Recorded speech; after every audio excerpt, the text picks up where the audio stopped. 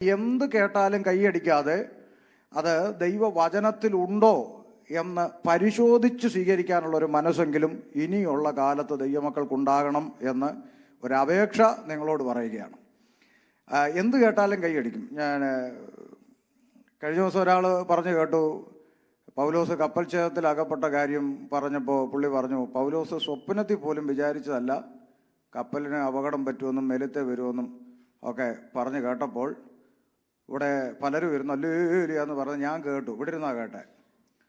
അപ്പം പൗലോസാണ് പറഞ്ഞത്, സഹോദരന്മാരെ, ഈ യാത്രയിൽ കപ്പലിന് മാത്രമല്ല നമ്മുടെ പ്രാണനും കഷ്ടനഷ്ടം വരുമെന്ന് ഞാൻ കാണുമെന്ന് പൗലോസ് പറഞ്ഞു. എന്നാൽ പൗലോസിൻ്റെ വാക്ക് ശ്രദ്ധിക്കാതെ കപ്പൽ പുറപ്പെട്ടു, ക്രയത്തിൽ നിന്ന് നീക്കി. പിന്നീട് അപകടം സംഭവിക്കുമ്പോഴും പൗലോസ് പറയുന്നു, നിങ്ങൾ എൻ്റെ വാക്ക് കേട്ട് ക്രയത്തിൽ നിന്ന് ഈ കപ്പൽ നീക്കാതെയും കഷ്ടനഷ്ടങ്ങൾ സമ്പാദിക്കാതെയും ഇരിക്കേണ്ടതായിരുന്നു. പോട്ടെ, എങ്കിലും ധൈര്യപ്പെട്ടോ, പ്രാണന ദോഷം. ഇതെല്ലാം ഇതിൻ്റെ അകത്തുള്ളതാണ്. പക്ഷേ പൗലോസ് സ്വപ്നത്തിൽ പോലും ഈ വിറപ്പിക്കൽ കൂടുമ്പോൾ നമുക്ക് പിന്നെ പുസ്തകത്തിലോട്ട് നോക്കുന്ന പരിപാടിയൊന്നും ഇല്ല. അതുകൊണ്ട് ഞാൻ ദയവായി ഒരപേക്ഷയാണ്, കേൾക്കുന്നത് എല്ലാത്തിനും കൈയടിക്കാതെ അത് ദൈവവചനത്തിൽ അങ്ങനെ തന്നെയാണോ എന്ന് നോക്കി പരിശോധിച്ച് സ്വീകരിക്കേണ്ടുന്ന ഒരു കാലഘട്ടത്തിലൂടെ നമ്മൾ കടന്നു പോകുന്നത്. അതുകൊണ്ട് നമുക്ക് നേരെ ദൈവവചനത്തിലേക്ക് പ്രവേശിക്കാം.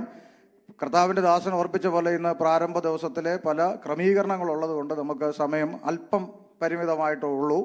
എന്നാൽ ദൈവം അനുവദിച്ചാൽ, നിങ്ങളും അനുവദിച്ചാൽ നാളെയും മറ്റന്നാളും വചനം നമ്മൾ പഠിക്കുകയാണല്ലോ. അപ്പോൾ ഇന്ന് ഈ ചിന്ത തീരുന്നില്ലെങ്കിൽ നമുക്ക് അടുത്ത ദിവസങ്ങളിൽ കണ്ടിന്യൂ ചെയ്യാനിടയാകട്ടെ. റോമാലേഖനം 5-ാം അധ്യായം അതിൻ്റെ 2-ാമത്തെ വാക്യം ഒരാൾക്ക് ഒന്നുറക്കെ വായിച്ച് സഹായിക്കാം. റോമാലേഖനം 5-ാം അധ്യായം 2-ാം വാക്യം.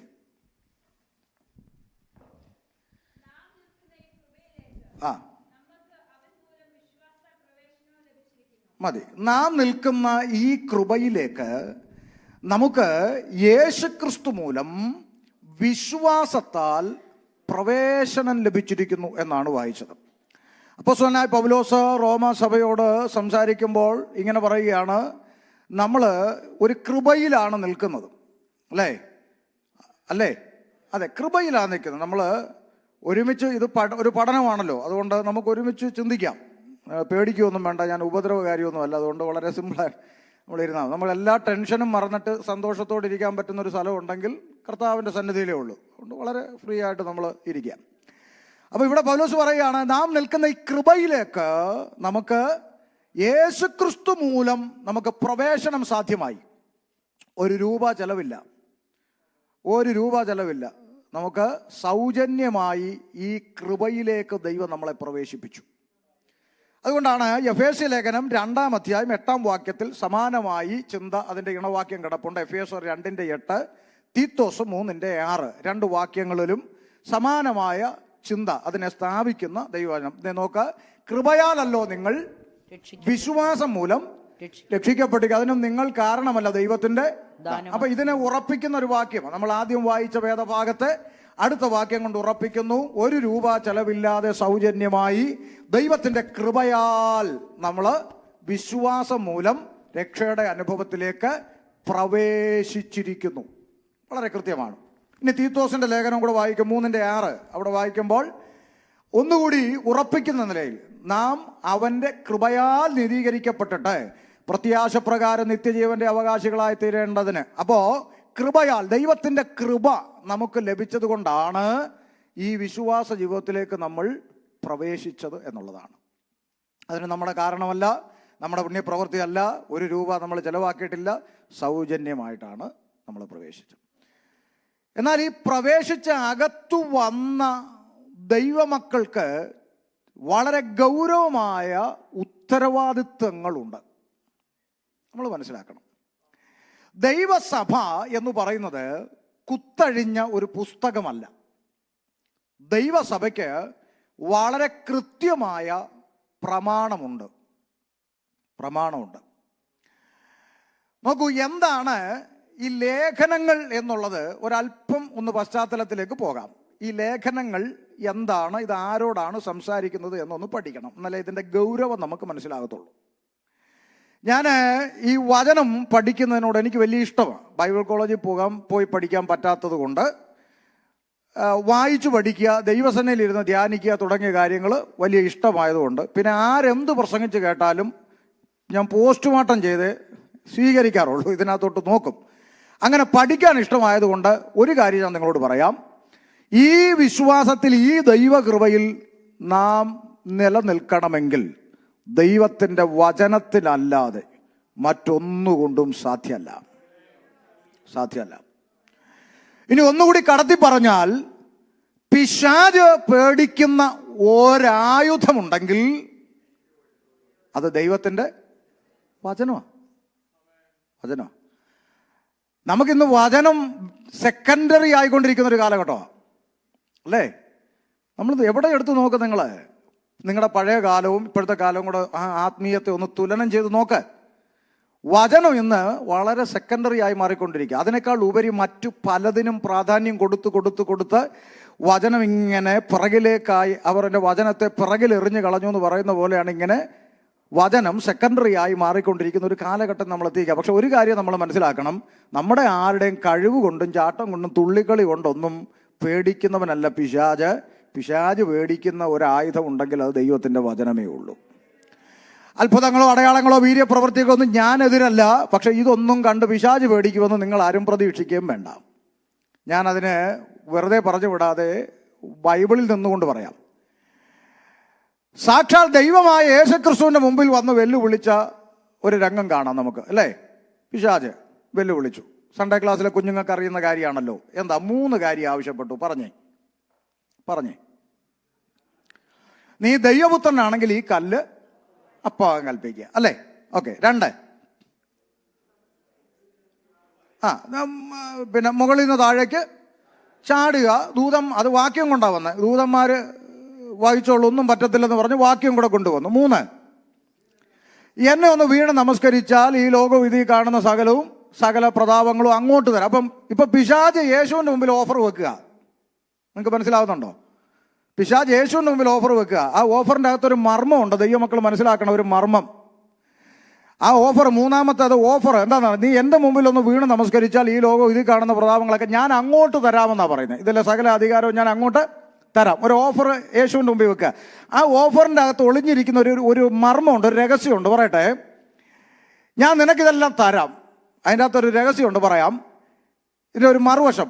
ഇനിയിപ്പം പിന്നെ ഞാനിത് തന്നില്ലേലും നീ എന്നെ വീണ് നമസ്കരിച്ചില്ലേലും ഈ ലോകവും ഇതിലുള്ള സകല അധികാരവും നിന്റെ പിതാവായ ദൈവം നിനക്ക് തരില്ലേ?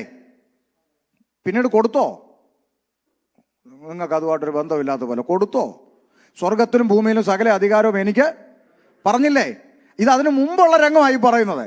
അപ്പൊ പിശാച് ഈ പറയുന്നതിനകത്തൊരു മർമ്മമുണ്ട്. നീ ഇപ്പൊ എന്നെ വീണ് നമസ്കരിച്ചില്ലെങ്കിലും ഈ ലോകവും ഇതിലുള്ള സകല അധികാരം ആരെ തന്നെ വരും? നിന്റെ കയ്യിൽ തന്നെ വരും. ആര് തരും? പിതാവായ ദൈവം തരും. പക്ഷേ ഞാൻ തരുന്നതും നിന്റെ ദൈവം തരുന്നതും തമ്മിലൊരു വ്യത്യാസമുണ്ട്. എന്താ വ്യത്യാസം? ഞാൻ തരുന്നത് ഇൻസ്റ്റന്റ് ആയിട്ട് തരും. ഇൻസ്റ്റന്റ് വിടുതല എൻ്റെ രീതി, മനസ്സിലായോ? എന്നെ ഒന്ന് വീണ് നമസ്കരിച്ചാൽ അപ്പോൾ ഇൻസ്റ്റന്റാ. നമുക്ക് വേറെ ഇവിടെ ചടങ്ങുകളൊന്നുമില്ല, വേറെ ഫോർമാലിറ്റീസ് ഒന്നും ഇല്ല. ഒന്ന് നമസ്കരിച്ചാൽ ഇൻസ്റ്റന്റ് ആയിട്ട് ഞാൻ ഇതൊക്കെ അങ്ങോട്ട് തരും, ചുമ്മാ അങ്ങ് തരും. പക്ഷേ ഞാൻ തരുന്ന പോലെ അല്ല നിന്റെ ദൈവം തരുന്നത്.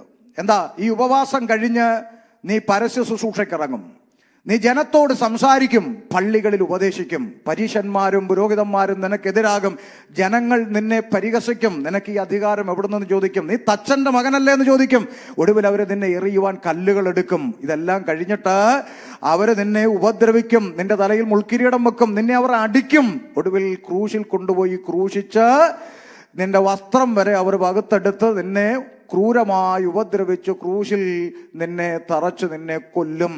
അടിമത്യക്കാരനായ യോസേഫിന്റെ കല്ലറയ്ക്കൽ നിന്റെ ശവ കുടീരം കൊണ്ട് അടക്കം ചെയ്യപ്പെടും. ആമേൻ. എന്നിട്ട് 3 ദിവസം കഴിയുമ്പോൾ പിതാവായ ദൈവം നിന്നെ ഉയർത്തെഴുന്നേൽപ്പിച്ചിട്ട് ഈ ലോകവും ഇതിലുള്ള സകല അധികാരവും നിന്റെ ദൈവം നിനക്ക് തരും. എപ്പോഴാ? ഈ പറഞ്ഞ അടി ഇടി ഉപദ്രവവും ഈ അപമാനവും നിന്നയും പരിഹാസവും സകലതും അനുഭവിച്ചിട്ടാണ് അങ്ങേര് തരുന്നത്. എന്നാൽ എന്നെ ഒന്ന് വീണ് നമസ്കരിച്ച് അടിയില്ല, ഇടിയില്ല, ഉപദ്രവമില്ല, പരിഹാസമില്ല, അപമാനമില്ല, ക്രൂശില്ല, ഇതെല്ലാം ഇപ്പോഴേ തന്നേക്കാം. ഈ ഓഫറാണ് ഇന്നും ലോകത്തിൽ നിൽക്കുന്നത്. എന്നാൽ യേശു ഏത് തെരഞ്ഞെടുത്തു? ഇൻസ്റ്റന്റ് വിടുതൽ യേശു തെരഞ്ഞെടുത്തില്ല. എൻ്റെ ദൈവം അനുവദിച്ചിട്ട് എൻ്റെ ജീവിതത്തിൽ കടന്നു വരുന്ന സകല കഷ്ടങ്ങളിലൂടെയും കടന്നു പോയിട്ട് ലഭിക്കുന്നൊരു മാന്യതയുണ്ടല്ലോ, ആ മാന്യത മതി എന്ന് പുത്രൻ തിരഞ്ഞെടുത്തെങ്കിൽ ഇന്ന് സന്ധ്യയിൽ രക്ഷിക്കപ്പെട്ടവരുടെ മുമ്പിൽ ഞാനൊരു ചോദ്യം വെക്കുക, ആമേൻ, നിങ്ങളേത് തിരഞ്ഞെടുക്കും? എൻ്റെ ദൈവം എൻ്റെ ജീവിതത്തിൽ കടത്തിവിടുന്ന ഒരു കാര്യം ദൈവമക്കൾക്ക് ഉറപ്പല്ലേ? നമ്മുടെ ദൈവം അറിയാതെയും അനുവദിക്കാതെയും, ഞാൻ എൻ്റെ ജീവിതത്തിൽ എപ്പോഴും ബലപ്പെടുന്ന ഒരു ഫോർമുലയാണ് പറഞ്ഞു തരാം. നമ്മുടെ ദൈവം അറിയാതെയും പിന്നെ അനുവദിക്കാതെയും എൻ്റെ ജീവിതത്തിൽ യാതൊന്നും സംഭവിക്കത്തില്ലെന്നുള്ളത് രക്ഷിക്കപ്പെട്ടൊരു ദൈവവൈതന്റെ ഉറപ്പാണ്. ആമേൻ. അങ്ങനെ എൻ്റെ ദൈവം അറിഞ്ഞിട്ടും അനുവദിച്ചിട്ടും എന്തെങ്കിലും എൻ്റെ ജീവിതത്തിൽ കടന്നു വരുന്നെങ്കിൽ അതിൻ്റെ പിന്നിൽ എൻ്റെ ദൈവത്തിന് വ്യക്തമായ പദ്ധതികളുണ്ട് എന്നുള്ളത് കൊണ്ട് ഞാൻ അതിനെക്കുറിച്ച് ആശങ്കപ്പെടുന്നില്ല എന്നാണ് ഒരു രക്ഷിക്കപ്പെട്ട ദൈവവൈതലിന് പറയാൻ കഴിയുക. അപ്പോൾ നമ്മുടെ ജീവിതത്തിൽ എന്തും വന്നോ നോക്കേ, നമ്മൾ വലിയ വിശ്വാസത്തിൻ്റെ പാട്ടൊക്കെ പാടുന്ന ആളുകളൊക്കെയാണ്. പക്ഷേ നമ്മൾ ഒരു കാര്യം മനസ്സിലാക്കണം, ഈ ബാത്റൂമിൻ്റെ അകത്ത്, വാഷ്റൂമിൻ്റെ അകത്ത് നമ്മൾ കുളിച്ചിട്ട് നമ്മൾ തല തോർത്തുന്ന ആ ടവലൊന്ന് താഴേക്ക് എടുത്തു നോക്കിയാൽ ആ ടവലിൻ്റെ അകത്ത് ചില മുടികളൊക്കെ അവിടെ ഇവിടെ പറ്റിപ്പിടിച്ചിരിക്കുന്നത് കാണാം. ദൈവത്തിൻ്റെ വചനം പറയുന്നു, നമ്മുടെ തലയിൽ നിന്ന് ഈ പൊഴിഞ്ഞു പോയ ഒരു മുടി പോലും സ്വർഗത്തിലെ ദൈവം അറിയാതെ അല്ല പൊഴിഞ്ഞിരിക്കുന്നതെന്ന് ഇതിൻ്റെ അകത്ത് എഴുതി വച്ചിരിക്കുമ്പോൾ ഇന്ന് നമ്മുടെ ജീവിതത്തിൽ സംഭവിച്ചു കൊണ്ടിരിക്കുന്ന പ്രതിസന്ധിയാകട്ടെ, പ്രതികൂലമാകട്ടെ, വേദനയാകട്ടെ, പ്രയാസമാകട്ടെ, രോഗമാകട്ടെ, എന്തുമാകട്ടെ, അതെൻ്റെ ദൈവം അറിയാതെ അല്ല എൻ്റെ ജീവിതത്തിൽ സംഭവിച്ചിരിക്കുന്നത് എന്ന ഒരു മിനിമം വിശ്വാസമുണ്ടെങ്കിൽ നമുക്ക് ധൈര്യത്തോടെ മുന്നോട്ട് പോകരുതോ? Praise the Lord. ഞാൻ വിഷയത്തിലോട്ട് തിരിച്ചു വരാം. യേശു തെരഞ്ഞെടുത്തത് ഇൻസ്റ്റന്റ് വിടുതലല്ല. പക്ഷെ പെന്തക്കോസുകാർ അങ്ങനല്ല. 6 മാസം ഒരു ചർച്ചയിൽ പോയി, അവിടെ പോയിട്ട് വലിയ ഗുണമൊന്നും ഇല്ല, അതുകൊണ്ട് അപ്പുറത്ത് കവിഞ്ഞൊഴുകുന്ന അനുഗ്രഹം, നേരെ അപ്പുറത്തോട്ട് പോയി. അവിടെ ചെന്നിട്ട് രക്ഷയില്ല, അപ്പുറത്തോട്ട് ഇങ്ങനെ ചാടി മരം കൊത്തിയായിട്ട് നടക്കുക. മരം കൊത്തി എൻ്റെയൊക്കെ ചെറുപ്പകാലം തൊട്ടേ മരത്തെ കൊത്താൻ തുടങ്ങിയത്. അപ്പോൾ അറിവുള്ളവരോട് ചോദിക്കുന്നത് എന്താ കൊത്തുന്നതെന്ന് ചോദിച്ചാൽ അന്ന് വലിയവർ പറഞ്ഞു തരും, അത് മരം കൊത്തി പണ്ട് വനദേവതയോട് പ്രാർത്ഥിച്ചു പോലും ഒരു വീട് വേണമെന്ന്. ഇപ്പോൾ വനദേവത പ്രത്യക്ഷപ്പെട്ട് പറഞ്ഞെന്ന്, നിനക്ക് ഇഷ്ടമുള്ള മരം കൊത്തി നീ വീട് ഉണ്ടാക്കിക്കോളാം. അന്ന് തൊട്ട് ഈ പുള്ളി കൊത്താൻ തുടങ്ങിയതാണ്. ഇന്നും ഇതുവരെ ഒരു വീട് ഇതുപോലെ പലരും ഒരു ചർച്ചയിൽ നിന്ന് ചാടി അടുത്ത ചർച്ച, അടുത്ത് ഇങ്ങനെ ചാടി നടക്കുകയാണ്. ഇതുവരെ സ്വന്തമായിട്ടൊരു വീട് ഉണ്ടാക്കിയിട്ടില്ലെന്ന് പറഞ്ഞ പോലെ അനുഗ്രഹം തപ്പി നടക്കുക. എന്നാൽ ദൈവം എൻ്റെ ജീവിതത്തിൽ അനുവദിച്ചു തരുന്നത് മതി എന്ന് തീരുമാനിക്കാൻ കഴിയുന്നവനാണ് രക്ഷിക്കപ്പെട്ടവൻ. പുത്രൻ തെരഞ്ഞെടുത്തത് പിതാവ് അനുവദിച്ചിട്ട് വരുന്ന അധികാരവും നന്മയും മതി എന്നുള്ളതാണ്. വിഷയം അതല്ല, വിഷയത്തിലേക്ക് തിരിച്ചു വരാം. അപ്പോൾ ആമേൻ, ചിന്ത വചനം ആണ് പിശാച് പേടിക്കുന്ന ആയുധം എന്നുള്ളതാണ് ഞാൻ പറഞ്ഞു വന്നത്. അതെൻ്റെ മനസ്സിലുണ്ട്, അതിലോട്ടാണ് വരുന്നത്. ശ്രദ്ധിച്ചേ. അപ്പോൾ ഈ 3 കാര്യങ്ങൾ പിശാച് യേശുവിനോട് ആവശ്യപ്പെട്ടു. എൻ്റെ ചോദ്യം നിങ്ങളോട്, പിശാച് യേശുവിനോട് ആവശ്യപ്പെട്ട ഈ 3 കാര്യങ്ങളും അത്ഭുതമാണോ അല്ലയോ? പറ, അത്ഭുതമാണോ അല്ലയോ? ചിന്തിച്ചേ പറയാനുള്ളൂ. അത്ഭുതമാണോ? അത് പറഞ്ഞു, തെറ്റിയാലും കുഴപ്പമൊന്നുമില്ല. അത്ഭുതമാണോ അല്ല? ആണോ? ചിലർ അല്ലെന്ന്, ചിലരാണെന്ന്, ചിലർ ഒന്നും മിണ്ടുന്നില്ല. ആമേ. ശ്രദ്ധിച്ചേ, അത്ഭുതമാണോ? ഇപ്പൊ നമ്മുടെ ബിജുപാസ്റ്റർ ഇവിടുന്ന് വെളിയിലോട്ട് ഇറങ്ങി 5-6 കല്ല് വാരി മേശപ്പുറത്ത് കൊണ്ട് വെച്ചു പറയാണ്, യേശുവിന്റെ നാമത്തിൽ അപ്പമായി തീരുക. ഉടനെ ആവി പറക്കുന്ന അപ്പമായി മാറിയാൽ അത്ഭുതമാണോ എന്നാണ് ഞാൻ ചോദിച്ചേ. അത് തന്നെയല്ലേ ഞാൻ ചോദിച്ചേ? ആമേൻ. ഓ, വാട്ട് എ വണ്ടർഫുൾ മിറക്കിൾ അല്ലേ? അത്ഭുതമല്ലേ? അല്ലേ? യെസ്. ഇത് ചെയ്യാൻ ആവശ്യപ്പെട്ടതാരാ? പുള്ളിക്ക് ഇതിനോട് പണക്കുണ്ടോ? മിണ്ടുന്നില്ല. ഇത് ചെയ്യാൻ ആവശ്യപ്പെട്ടാരാ? പുള്ളിക്ക് പണക്കുണ്ടോ? ഒരു മിറക്കിള് ചെയ്യാനാ പറഞ്ഞേ. സ്തോത്രം. നമ്മുടെ വിജുപാഷ ഇവിടുത്തെ ഒരു 10 നില ഹീര പ്ലാസ ബിൽഡിങ്ങിന്റെ മുകളിൽ കയറിയിട്ട് പറയാ, കർത്താവ് എൻ്റെ കൂടെ ഉണ്ട്, എനിക്കൊരു ചുക്കും സംഭവിക്കത്തില്ല, ഞാനിതാ ചാടുന്നു എന്ന് പറഞ്ഞ് നേരെ താഴോട്ട് ചാടി, ഒന്നും സംഭവിച്ചില്ല. അത്ഭുതമാണോ അല്ലയോ? പറ. ചെയ്യാൻ ആവശ്യപ്പെട്ട ആരാ? മനസ്സിലാവുന്നുണ്ടോ? ആമേൻ. 3, ആമേൻ. ഇവിടുത്തെ ഒരു വിശ്വാസി ഇവിടുത്തെ സൂപ്പർ ലോട്ടോയിൽ ചെന്നിട്ട് ലോട്ടറി എടുത്തിട്ട് നേരെ ഒരു വിഗ്രഹത്തിന്റെ മുമ്പിൽ ചെന്നേച്ച് പറയാണ്, 8-10 വർഷമായി യേശുവിന്റെ പുറകെ നടക്കുന്നു, ഗുണമൊന്നും ഇല്ല, ഇനി നീയെങ്കിലും എന്നെ ഒന്ന് സഹായിക്കാമെന്നും പറഞ്ഞ് ജസ്റ്റ് ഒന്ന് നമസ്കരിച്ചു. ഒന്ന് നമസ്കരിക്കാനല്ലേ പറഞ്ഞുള്ളൂ, ഒന്ന് നമസ്കരിച്ചു. വൈകിട്ട് റിസൾട്ട് വന്നപ്പോൾ 25 കോടി പുള്ളിക്ക് അടിച്ചു. അത്ഭുതമാണോ അല്ലയോ? ഒന്ന് നമസ്കരിച്ചേ ഉള്ളൂ, അത്ഭുതമായി, സ്ഥിതി മാറി. ഇപ്പം നമ്മുടെ പുതിയ പ്രസംഗരുടെ ഭാഷയിൽ പറഞ്ഞാൽ നിന്റെ ലെവല് മാറി, സ്ഥിതി മാറി. അത്ഭുതമാണോ അല്ലയോ? ആവശ്യപ്പെട്ടതാരാ? ഇനി നിങ്ങൾ ശ്രദ്ധിക്കുക ഗൗരവമായി. ഈ അത്ഭുതങ്ങളെല്ലാം ചെയ്യാൻ ആവശ്യപ്പെട്ടപ്പോൾ കർത്താവായ യേശു ക്രിസ്തുവിന് അത്ഭുതം ചെയ്യാനുള്ള ബുദ്ധിമുട്ടുള്ളവനാണോ? അല്ല. 4 ദിവസം ചീഞ്ഞ മൃതദേഹത്തിന്റെ മുമ്പിൽ വന്നു നിന്ന് പിതാവേ എന്ന് വിളിച്ചുകൊണ്ട് പ്രാർത്ഥിച്ച് ഒരു വാക്ക് കൽപ്പിച്ചപ്പോൾ ചീഞ്ഞളിഞ്ഞ മൃതദേഹം ജീവനുള്ളവനായി പുറത്തു വന്ന മഹാദൈവമാണ് നിൽക്കുന്നത്. മഹാദൈവം നമ്മുടെ രക്ഷിതാവുമായ യേശു ക്രിസ്തു. ഇവൻ വെല്ലുവിളിച്ച് അത്ഭുതം ചെയ്യാൻ പറഞ്ഞപ്പോൾ പിതാവേ ഇവൻ വെല്ലുവിളിക്കുന്നു, ഇവൻ ഇപ്പോൾ ലജ്ജിക്കേണ്ടതിന് ഇപ്പോൾ തന്നെ ഈ കല്ല് ഇവിടെ ചൂട് ആവി പറക്കും അപ്പമായി മാറട്ടെ എന്ന് ശ്വാസിക്കുന്നു. വല്ലതും തുപ്പിയോ? പറ. മിണ്ടുന്നില്ല. ഇല്ല ഇല്ല. പകരം ആമേൻ കർത്താവ് എന്താ ചെയ്തത്? ആമേൻ ഒരു വചനമെടുത്തു, അവന്റെ നെഞ്ചിന്റെ നേരെ തൊടുത്തു. എന്താ? മനുഷ്യൻ അപ്പം കൊണ്ട് മാത്രമല്ല ദൈവത്തിന്റെ വായിൽ നിന്ന് വരുന്ന സകല വചനത്താലും ജീവിക്കുന്നുവല്ലോ എന്ന് അച്ഛാ മിണ്ടല്ലേ, അച്ഛാ മിണ്ടാതിരി, ഇവര് പറയട്ടെ എന്ന് അത് പാസ്റ്റർ പറഞ്ഞോണ്ടാ ഇപ്പൊ പറയുന്നത്, അല്ലെങ്കിൽ മിണ്ടുകയല്ല. ചിലർ പറയും എന്ന് പറഞ്ഞു, എന്ന് കേട്ടു, അങ്ങനെ എന്ന്. അപ്പൊ ശ്രദ്ധിക്കണം, എഴുതിയിരിക്കുന്നുവല്ലോ എന്ന് ശത്രുവിനോട് പറയണമെങ്കിൽ, ശ്രദ്ധിക്കൂ, എഴുതിയിരിക്കുന്നു എന്ന് ശത്രുവിനോട് പറയണമെങ്കിൽ കുറഞ്ഞ പക്ഷം അത് ന്യായപ്രമാണത്തിൽ എഴുതിയിട്ടുണ്ടെന്ന് എന്ത് ചെയ്യണം? അറിയണ്ടേ? അറിയാതെ എങ്ങനെ പറയും? അറിയണം. എന്ത് ചെയ്യണം? അതാണ് നമ്മുടെ പരാജയം. ആര് വായിക്കുന്നു? ഞാൻ നിങ്ങളോട് ചോദിക്കുന്നു, ദൈവസന്നിധിയിൽ ഒരു ദിവസം ഇവിടുത്തെ പ്രസിഡന്റിന് 24 മണിക്കൂറേ ഉള്ളൂ അല്ലേ? ഒരു ജോലി ഇല്ലാതെ വീട്ടിൽ കിടന്ന് ഉറങ്ങുന്ന അച്ചായനും 24 മണിക്കൂറേ ഉള്ളൂ അല്ലേ? 24 മണിക്കൂർ കൊണ്ട് പ്രസിഡന്റ് ചെയ്യും, ഉറങ്ങേണ്ടവൻ ഉറങ്ങും. രണ്ടുപേർക്കും നേരെ ഒരുപോലെ ഉള്ളൂ. എന്നാൽ ചോദിക്കാം, ഒരു ദിവസം 24 hours അറ്റ്ലീസ്റ്റ് കുറഞ്ഞ പക്ഷം ഒരധ്യായമെങ്കിലും വായിക്കാതെ ഞാൻ ഉറങ്ങാറില്ല പാസ്റ്റർ എന്ന് ഇന്ന് സന്ധ്യയിൽ ദൈവസന്നിധിയിൽ പ്രാഗൽഭ്യത്തോടെ എത്ര പേർക്ക് പറയാൻ സാധിക്കുമെന്ന് സ്വയം ചിന്തിക്കണം. ആമേൻ. ബൈബിള് മുഴുവൻ വായിച്ചോന്നല്ല ഞാൻ ചോദിച്ചത് നിങ്ങളോട്.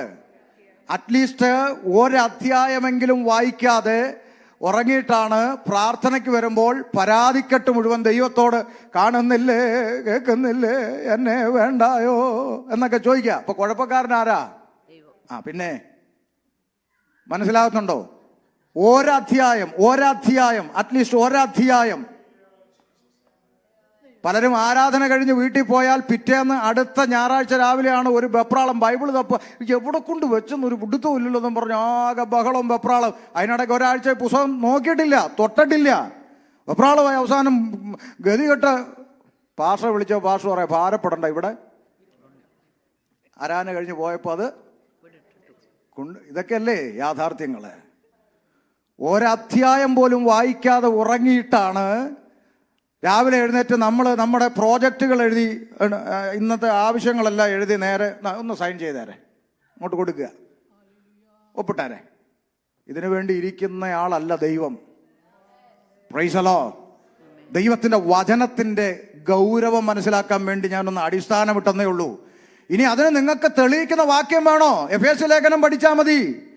നമുക്ക് പോരാട്ടമുള്ളത് ജഡരക്തങ്ങളോടല്ല. എഫേസ്യ ലേഖനം 6:10 മുതൽ വായിക്കുന്നു. നമുക്ക് പോരാട്ടമുള്ള ജഡരക്തങ്ങളോടല്ല, വാഴ്ചകളോടും അധികാരങ്ങളോടും ഈ ലോകത്തില് ഈ അന്ധകാരത്തിന്റെ ലോകാധിപതികളോടും സ്വർലോകത്തില് ദുഷ്ടാത്മസേനയോടും. അത്ര അടുത്തത്, അതുകൊണ്ട് നിങ്ങൾ ദുർദിവസത്തിൽ എതിർപ്പാനും സകലവും സമാപിച്ചിട്ട് ഉറച്ചു നിൽപ്പാനും കഴിയേണ്ടത് ദൈവത്തിന്റെ സർവായുധ വർഗം. എന്താ സർവായുധ വർഗം? അടുത്തത്, നിങ്ങളുടെ അരയ്ക്ക് സത്യം കെട്ടിയും നീതി എന്ന കവചം ധരിച്ചും സമാധാന സുവിശേഷത്തിനാൾ ഒരുക്കം കാലിന് ചെരുപ്പാക്കിയും എല്ലാറ്റിനും മീതെ ദുഷ്ടന്റെ തീയമ്പുകളൊക്കെ കെടുക്കുവാൻ തക്കതായി വിശ്വാസം എന്ന പരിച എടുത്തും കൊണ്ട് നിൽപ്പി. അടുത്തത്, രക്ഷ എന്ന ശിരസ്ത്രം നിൽക്കട്ടെ. ഈ പറഞ്ഞ ഇത്രയും കാര്യങ്ങൾ ശത്രു നമുക്ക് നേരെ എയ്യുന്ന ആയുധങ്ങളെ പ്രതിരോധിക്കാനുള്ള കാര്യങ്ങളാണ്. അതെ, അതായത് നമുക്കിത് പരിക്കേൽപ്പിക്കാതെ വണ്ണം പ്രതിരോധിക്കാനുള്ള കാര്യങ്ങളാണ് ഇത്രയും വായിച്ചത്. തിരിച്ച് പ്രതികരിക്കാനുള്ള ഒരു ആയുധം ഒരെണ്ണേ അതിനകത്തുള്ളൂ, ദൈവവചനമെന്ന ആത്മാവിന്റെ വാളും കൈക്കൊള്ളുവീൻ. മനസ്സിലായോ? വചനത്തിന്റെ ശക്തി, ദൈവവചനത്തിന്റെ ശക്തി. പണ്ട് കാലങ്ങളിൽ നമ്മുടെ നാട്ടിൻപുറത്തു നിന്നാണല്ലോ എന്തായാലും ഇങ്ങോട്ട് വന്നത്. സന്ധ്യാസമയങ്ങളിൽ വീട്ടിനകത്ത് കുടുംബ പ്രാർത്ഥന എന്ന് പറയുന്ന ഒരു കാര്യം ഉണ്ടായിരുന്നല്ലേ? ഉള്ളവര് ആകട്ടെ പാവിരിച്ച് ഉള്ളവർ അങ്ങോട്ട് ഇരുന്ന് പാട്ട് പാടി വേദപുസ്തകം വായിച്ച് പ്രാർത്ഥിക്കുന്ന ഒരു അനുഭവം. ആ പ്രാർത്ഥനയുടെ അനുഭവം നിലനിന്ന കാലത്ത് ആ പ്രാർത്ഥനയുടെ ആ വചനത്തിന്റെ ശബ്ദത്തിന്റെ പരിധിക്കപ്പുറത്തെ ഇരുട്ടിന്റെ ശക്തികൾക്ക് നിൽക്കാൻ കഴിഞ്ഞിരുന്നുള്ളൂ. ഇന്ന് വീട്ടിൽ പ്രാർത്ഥന നടക്കണമെങ്കിൽ പാസ്റ്റർ വരേണ്ട അവസ്ഥയാണ്. പാസ്റ്റർ ദൂരെ നിന്ന് വരുമ്പോഴേ ബഹളം, അടി ടി വി നിർത്തടി എന്നൊക്കെ പറഞ്ഞ ആകെ ഒരു ബഹളമാണ്. പാസ്റ്റർ വരുന്നു, പിന്നെ രംഗം മാറുന്നു, നമ്മൾ ആത്മീയത്തിന്റെ തലത്തിലേക്ക് കയറുന്നു പാസ്റ്ററെ ബോധ്യപ്പെടുത്താൻ വേണ്ടി. പക്ഷെ അതിനും അപ്പുറത്ത് ആ ഒരു 10 മിനിറ്റ് പാസ്റ്റർ നമ്മളെ കാണാൻ വരുന്നതിനപ്പുറത്ത് ബാക്കിയുള്ള 24 മണിക്കൂറിൽ ബാക്കിയുള്ള സമയം മുഴുവൻ ഞാൻ ഇരിക്കുന്നതും എഴുന്നേൽക്കുന്നതും നടക്കുന്നതും കിടക്കുന്നതും എൻ്റെ ഹൃദയത്തിന്റെ നിരൂപണങ്ങൾ പോലും ദൂരത്ത് നിന്ന് ഗ്രഹിക്കുന്ന സ്വർഗത്തിലെ ദൈവത്തിന്റെ കണ്ണ് എന്നെ കണ്ടുകൊണ്ടിരിക്കുന്നു എന്ന ബോധ്യം രക്ഷിക്കപ്പെട്ട ദൈവമക്കൾക്ക് ഇല്ലാതെ പോയൊരു കാലഘട്ടത്തിൽ നമ്മളെത്തി നിൽക്കുകയാണ്. ആമേൻ. എന്തുകൊണ്ടാ? ദൈവവചനം സെക്കൻഡറി ആയി മാറുന്നു. വചനമൊന്നും എൻ്റെ ദൈവമേ, സങ്കടം കൊണ്ട് പലപ്പോഴും പ്രതികരിക്കുമ്പോൾ നമ്മൾ കുറ്റക്കാരായി വിമർശിക്കുന്നവരായി മാറിപ്പോവുക. സങ്കടം കൊണ്ട് പ്രതികരിക്കുക. കാര്യം എന്താ? വചനം പറയാൻ നേരമില്ല. 1 മണിക്കൂർ പ്രസംഗിക്കാൻ കൊടുത്താൽ ഒരു വാക്യം വായിച്ച് 10 മിനിറ്റ് എന്തെങ്കിലും പറയും, പിന്നെ അങ്ങോട്ട് ഇറങ്ങിയേച്ച് പ്രാപിച്ചോ, പൊട്ടട്ടെ, കത്തട്ടെ, പിടിച്ചോ, ഫയർ, ടച്ച്, ഗ്ലോറി, ഇങ്ങനെ ലെവൽ അങ്ങ് മാറിപ്പോവുക. കാര്യം എന്താ? ഇത് പറയാൻ അറിയത്തില്ലെന്ന്, പുസ്തകം അറിയത്തില്ലെന്ന്. മനസ്സിലാകുന്നുണ്ടോ? വേദപുസ്തകം പഠിച്ചാൽ നമുക്ക് ഈ വിശ്വാസ ജീവിതത്തിൽ നിലനിൽക്കണമെങ്കിൽ ദൈവത്തിന്റെ വചനമല്ലാതെ കുഞ്ഞെ ആശ്രയിക്കാൻ കഴിയുന്ന മറ്റൊരു കുറുക്കുവഴിയും ഇല്ലെന്ന് ഇന്ന് രാത്രി പരിശുദ്ധാത്മാവിൽ നിന്നുകൊണ്ട് വചനത്തിന്റെ തെളിവിൽ നിങ്ങളോട് പറയാം. വേറൊരു കുറുക്കുവഴി ഇല്ല. അതുകൊണ്ട് വചനത്തിലേക്ക് ഇന്ന് രാത്രി മടങ്ങി വരണം. വചനത്തിലേക്ക് മടങ്ങി വരണം. സ്തോത്രം. അപ്പോൾ ദൈവത്തിന്റെ വചനം അത് ഇരുവായ്ത്തലയുള്ള ഏതു വാളിനേക്കാളും മൂർച്ചയേറിയതും സദ്യമജ്ജ മാംസങ്ങളെ വേർവിടുവിക്കും വരെ തുളഞ്ഞു ചെല്ലുന്ന വാൾ, ആത്മാവിന്റെ വാൾ. അത് കൈക്കൊണ്ടാൽ ഈ പോരാട്ടത്തിൽ നമുക്ക് നിലനിൽക്കാം. കാരണം നമ്മൾ നിൽക്കുന്നത് കളിക്കളത്തിലല്ല, യുദ്ധക്കളത്തിലാണ്. ആമേൻ, ഹല്ലേലൂയ. അപ്പൊ അതുകൊണ്ടാണ് ദൈവത്തിന്റെ വചനത്തിന്റെ ഗൗരവം. ഇന്ന് ഞാൻ നാട്ടിലൊക്കെ ആണെങ്കിൽ എനിക്ക് ഇവിടുത്തെ സാഹചര്യങ്ങൾ പലപ്പോഴും അറിയത്തില്ല. നമ്മളൊക്കെ വിസിറ്റിങ് വരുന്നത് നാട്ടിലെ സാഹചര്യം വെച്ച് നോക്കുമ്പോൾ സഭാ ചാർജ് ഇല്ലാത്തത് കൊണ്ട് പലപ്പോഴും ക്ഷണിക്കപ്പെടുന്ന ആരാധനയിൽ സഭായോഗത്തിൽ സംബന്ധിക്കുന്ന ആളാണ് ഞാൻ.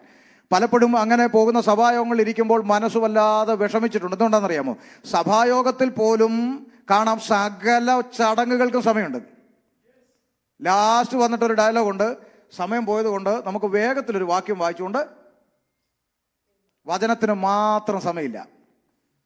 ആമേൻ. കർത്തൃമേശ മുമ്പിലുള്ളപ്പോൾ കേൾക്കാം, നമുക്ക് കാര്യങ്ങൾ കൂടുതലൊന്നും പറയാൻ സമയമില്ല, എല്ലാവർക്കും അറിയാലോ ഇതെങ്ങനെയുള്ളവരാ എടുക്കണ്ട എന്നൊക്കെ എല്ലാവർക്കും അറിയാലോ. ഇങ്ങനെയൊക്കെ അങ്ങ് പോയിട്ട് കേവലം ഒരു സാൻഡ്വിച്ചും പപ്സും ഒക്കെ കഴിക്കുന്ന ഒരു ലാഘവത്തോടെ കർത്തൃമേശ എടുക്കുന്ന കാലങ്ങളിലേക്ക് എത്തി നിൽക്കുകയാണ്.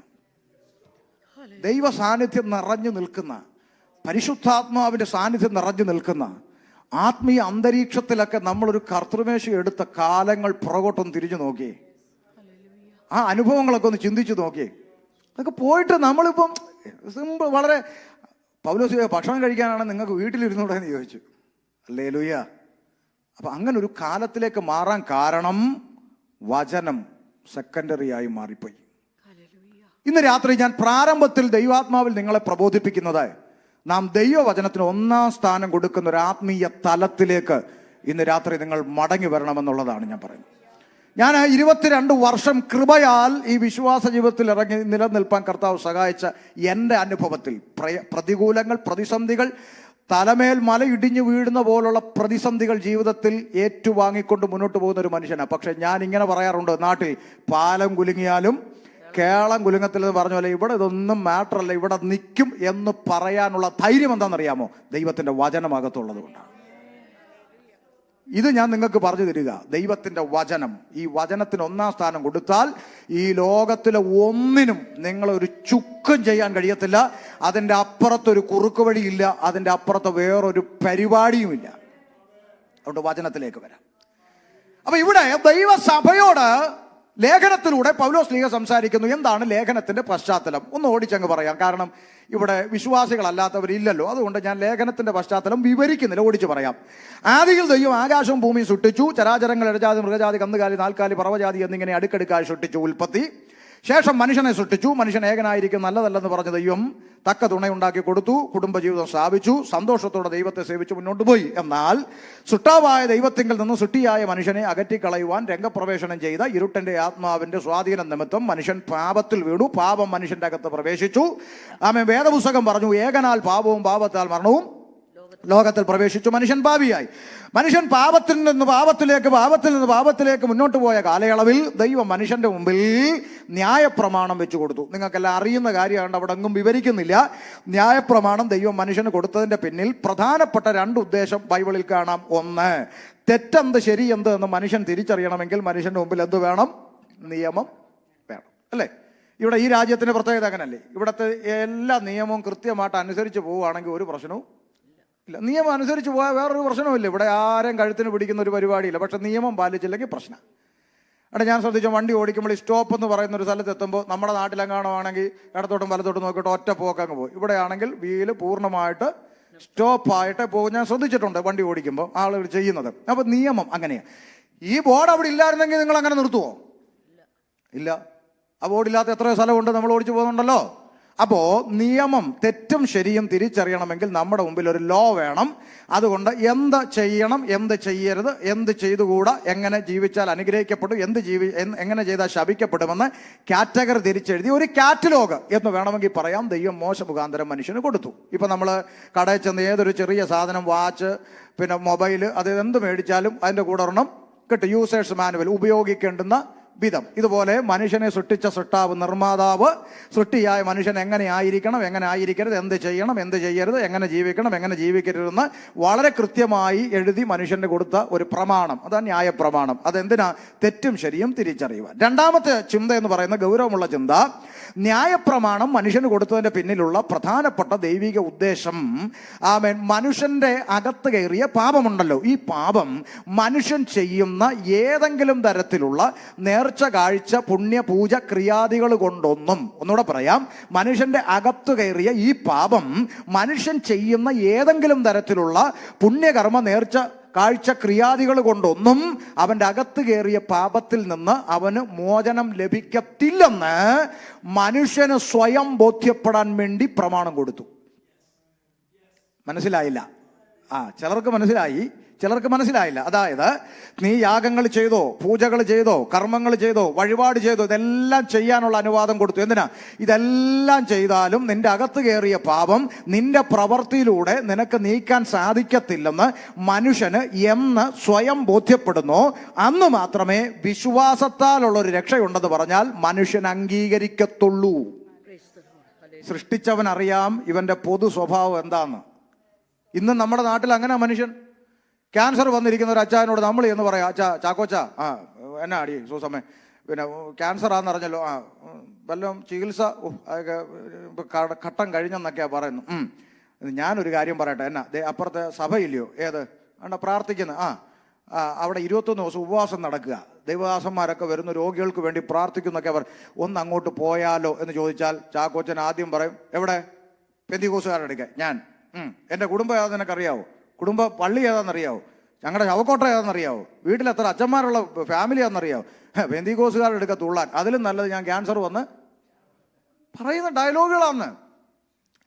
അന്നേരം വേറൊരാൾ വന്നിട്ട് പറയാം, വയനാട്ടിൽ കേളു വൈദ്യനുണ്ട്, ഏത് രോഗവും മാറ്റും, എടുക്കടാ വണ്ടി, വിടടാ വയനാട്. നേരെ വിട്ടു. വയനാട് വിട്ടപ്പോൾ പറഞ്ഞു, കേളു വൈദ്യൻ പറഞ്ഞു എൻ്റെ കൈ നിൽക്കത്തില്ല, കർണാടകയ്ക്ക് വിടും, അവിടെ ഒരു വൈദ്യനുണ്ട്. വണ്ടി അവിടെ നേരെ മൈസൂർ വഴി കർണാടകയിൽ ചെന്നപ്പോൾ വൈദ്യൻ പറഞ്ഞു, ഇച്ചിരി കട്ടി കൂടിയ ഒരു കാര്യം ചെയ്യും, വണ്ടി ഇവിടെ ഒതുക്കിയിട്ട് ഫ്ലൈറ്റ് എടുത്ത് ഡൽഹിക്ക് പോകും, കേന്ദ്രമന്ത്രിമാരെ ചികിത്സിക്കുന്ന ഒരു വിങ് ഉണ്ട്, അവിടെ പോകും. ഒതുക്കടാ വണ്ടി, എടുക്കടാ ഫ്ലൈറ്റ്, നേരെ വിട്ടു ഡൽഹിക്ക്. ഡൽഹി ചെന്നപ്പോൾ അവർ നോക്കിയിട്ട് പറഞ്ഞു, ഇച്ചിരി കടുപ്പോ, ഒരു കാര്യം ചെയ്യും, മലേഷ്യക്ക് വിടാൻ പറഞ്ഞു. മലേഷ്യക്ക് അടുത്ത ഫ്ലൈറ്റ് വിട്ടു. മലേഷ്യ ചെന്ന് അവിടുത്തെ ഡോക്ടർമാരെല്ലാം കൂടെ വന്ന് വട്ടം കൂടിയിട്ട് പറഞ്ഞു, ഇനി ലോകത്തിൽ എവിടെ കൊണ്ടുപോയാലും ഒന്നും ചെയ്യാനില്ല, ദൈവത്തോട്. അങ്ങനെ കറങ്ങി തിരിഞ്ഞ് പുള്ളി വീണ്ടും നാട്ടിൽ വന്നു. നാട്ടിൽ വന്നപ്പോൾ ഇല്ല അമ്മാമ്മ വന്നിട്ട് പറഞ്ഞു, ദേ ചാക്കോച്ച, ഇനി 3 ദിവസവും കൂടെ ഉള്ളു അവിടെ പ്രാർത്ഥന, ഒന്ന് അങ്ങോട്ട് പോന്നോ. അപ്പോൾ ഈ പുള്ളിയുടെ കൊമ്പെല്ലാം ഒടിഞ്ഞിട്ട് പറയാം, എന്നാ പിന്നെ ഒന്ന് അങ്ങോട്ട്. ഇതാ മനുഷ്യൻ അല്ലേ? ആരോഗ്യത്തോടെ ഇരിക്കുമ്പോൾ ഇവൻ്റെ പുറകെ നടന്ന് ദൈവം വിളിക്കും. കാണുന്നവരെ കൊണ്ടെല്ലാം സുവിശേഷം പറയും. ദൈവത്തെ അറിയുക, രക്ഷിക്കപ്പെട്, സ്നാനപ്പെട്, ദൈവസന്നിധി വാ വാ വാ വാ. പുറകെ നടന്ന് വിളിച്ചാലും വരൂല. കണ്ണും കരളും കിഡ്നി അടിച്ചു പോയി ICU യൂണിറ്റ് കിടക്കുമ്പോഴാണ് പ്രാർത്ഥിക്കാൻ പാസ്റ്റർമാരെ തപ്പി നടക്കുന്നത്. പൊതു സ്വഭാവമാണ് മനുഷ്യൻ്റെ. പിറകെ നടന്ന് വിളിക്കല്ലേ ദൈവസ്നേഹം. പോകുന്നിടത്തെല്ലാം സുവിശേഷം അറിയിച്ചുകൊണ്ട് പിറകെ ദൈവദാസ് എവിടെ കറങ്ങി ചെന്നാലും ഒരു ബന്ധക്കോസുകാരനെ മുമ്പിൽ വന്ന് ചാടും, സുവിശേഷം കേൾക്കും. ഇത് ഇവിടെ നടന്നുകൊണ്ടിരിക്കുന്ന കാര്യമാണ്. ദൈവസന്നിധിയിലേക്ക് ദൈവം വിളിച്ചുകൊണ്ടിരിക്കുക, പക്ഷെ കേൾക്കുകയില്ല. എവിടെങ്കിലും പോയി എന്തെങ്കിലും ഒരു അനർത്ഥം സംഭവിച്ച് വണ്ടി തട്ടി മുട്ടി എവിടെങ്കിലും അല്ലെ കെട്ടിയോ ചാകാനായിട്ട് ICU യൂണിറ്റ് കിടക്കുമ്പോൾ പിന്നെ പെണ്ണും പിള്ള പാസ്റ്റർമാരെ തപ്പി വേറെ നിവർത്തിയില്ലാത്ത. അപ്പം മനുഷ്യൻ്റെ ഒരു പൊതു സ്വഭാവമാണ്, അവൻ്റെ ബുദ്ധിയുടെ ചിന്തകളൊക്കെ അവസാനിച്ചിട്ട് മാത്രമേ അവൻ ദൈവത്തെ ആശ്രയിക്കുന്ന ഒരു മനോഭാവമുള്ളൂ. ആമേൻ. ഇത് നമ്മളെക്കാൾ നല്ലപോലെ അറിയുന്ന ആളാണ് നിർമ്മിച്ചവൻ. അതുകൊണ്ട് യാഗങ്ങളും പൂജകളെല്ലാം അങ്ങോട്ട് കൊടുത്തു. ഇവരെന്ത് ചെയ്യുക? പാപത്തിൻ്റെ ഗൗരവം അനുസരിച്ച് കാളക്കുട്ടിയെയും പ്രാവും കുഞ്ഞിനെയും ആട്ടിൻകുട്ടിനെയും എല്ലാം യാഗം കഴിച്ചിങ്ങനെ ഇരിക്കുക. പക്ഷെ യാഗം കഴിക്കും, പോകും, പാപം ചെയ്യും, പിന്നെ യാഗം കഴിക്കും, പോകും, പാപം ചെയ്യും.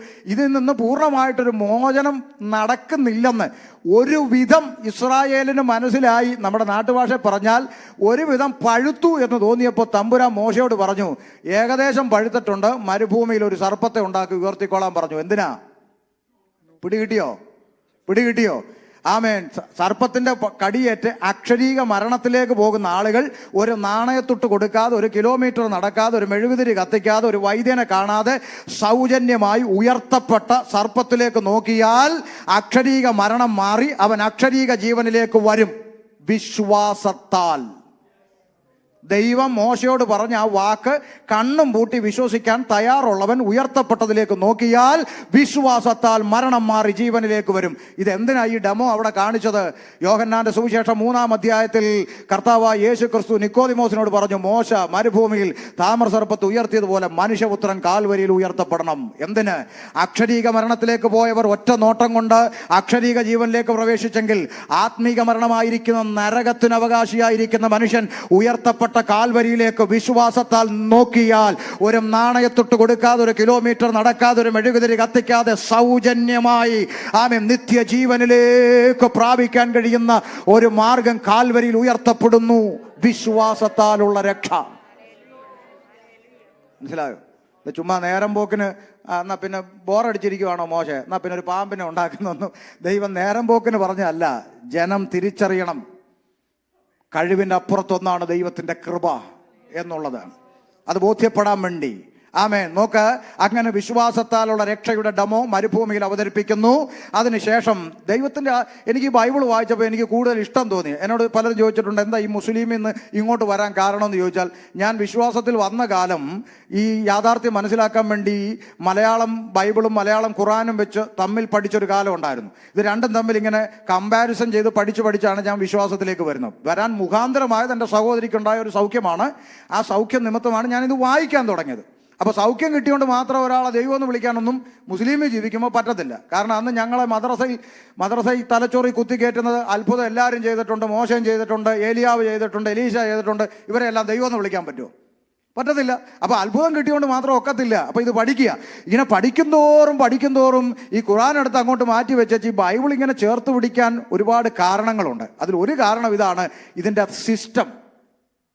എത്ര അടുക്കും ചിട്ടയോടെയാണ് ഇതിൻ്റെ എഴുത്തെന്നറിയാമോ?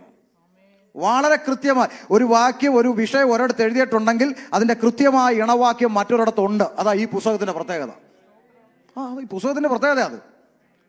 നിങ്ങൾ മുസ്ലിം സൗരങ്ങളോ എല്ലാം പരിചയപ്പെട്ട് ചോദിക്കുകയാണെങ്കിൽ അവരോട് ഇങ്ങനെ സംസാരിച്ച് വരുമ്പോൾ ഈ ഖുർആൻ്റെ അകത്ത് അയ്യൂബിൻ്റെ ദൈവം, നൂഹിൻ്റെ ദൈവം, സുലൈമാന്റെ ദൈവം എന്നൊക്കെ പറയുന്നുണ്ട്. സുലൈമാൻ എന്ന് പറഞ്ഞാൽ ശലോമോൻ, നൂഹ് എന്ന് പറഞ്ഞാൽ നോഹ, അയ്യൂബ് എന്ന് പറഞ്ഞാൽ ഇയ്യോബ്, എങ്ങനെയൊക്കെയാ. അപ്പോൾ ഈ ദൈവം എന്ന് പറയുന്നുണ്ട്. അപ്പോൾ നമ്മൾ ചോദിക്കുക, ഈ ആരാ ഈ അയ്യൂബ് എന്നൊരു ചോദ്യം തിരിച്ച് അങ്ങോട്ട് ചോദിച്ചാൽ, ഈ അയ്യൂബിന്റെ ചരിത്രം അറിയണേ ബൈബിള് വേണം. മനസ്സിലായോ? യോബിന്റെ ജീവിതം കിടക്കുന്ന ഇതിനകത്താ. ആരാ ഈ നൂഹ് എന്ന് ചോദിച്ചാൽ നൂഹിന്റെ ചരിത്രം അറിയണേ ബൈബിള് വേണം. മനസ്സിലായോ? അപ്പൊ എത്ര കൃത്യമായ അടുക്കും ചിട്ടയോടെ എഴുതപ്പെട്ടൊരു പുസ്തകമാണ് ബൈബിൾ എന്ന് പറയുന്നത്. അപ്പോൾ നോക്ക്, ഈ മരുഭൂമിയിൽ ഇങ്ങനെ ഒരു ഡെമോ അവതരിപ്പിച്ചതിന് ശേഷം ദൈവം ചെയ്യുന്ന അടുത്ത പദ്ധതി എന്താ? ഇതിനെ നിവർത്തിക്കാൻ തക്കവണ്ണം പ്രവാചക ശബ്ദം അയക്കുക. നോക്ക്, അടുത്ത രംഗം യെശയ്യാവ്, യിരെമ്യാവ്, യെഹെസ്കേൽ, ദാനിയേൽ, ഓശ, യോബേൽ തുടങ്ങി പ്രവാചക ഗണത്തെ അടുക്കടുക്കായി അയക്കുക. അയച്ചിട്ട് അവരെന്താ പറയുന്നത്? നമ്മൾ ഇന്ന് കാണുന്ന പ്രവാചകനല്ല ബൈബിളിലെ പ്രവാചകൻ. നമ്മൾ ഇന്ന് കാണുന്ന പ്രവാചകൻ പണ്ട് നമ്മുടെ വീട്ടിൻ്റെ അടുത്ത് തത്തയും കൊണ്ടുവന്നവനാ. തത്തയും കൊണ്ട് വന്നില്ലേ? അവനെയാണ് ഇന്ന് നമ്മൾ, അന്ന് തത്തയും കൊണ്ട് വന്നവനെ നമ്മൾ വിശ്വസിച്ചു. ഇന്ന് തത്തയും കൊണ്ട് വരാം.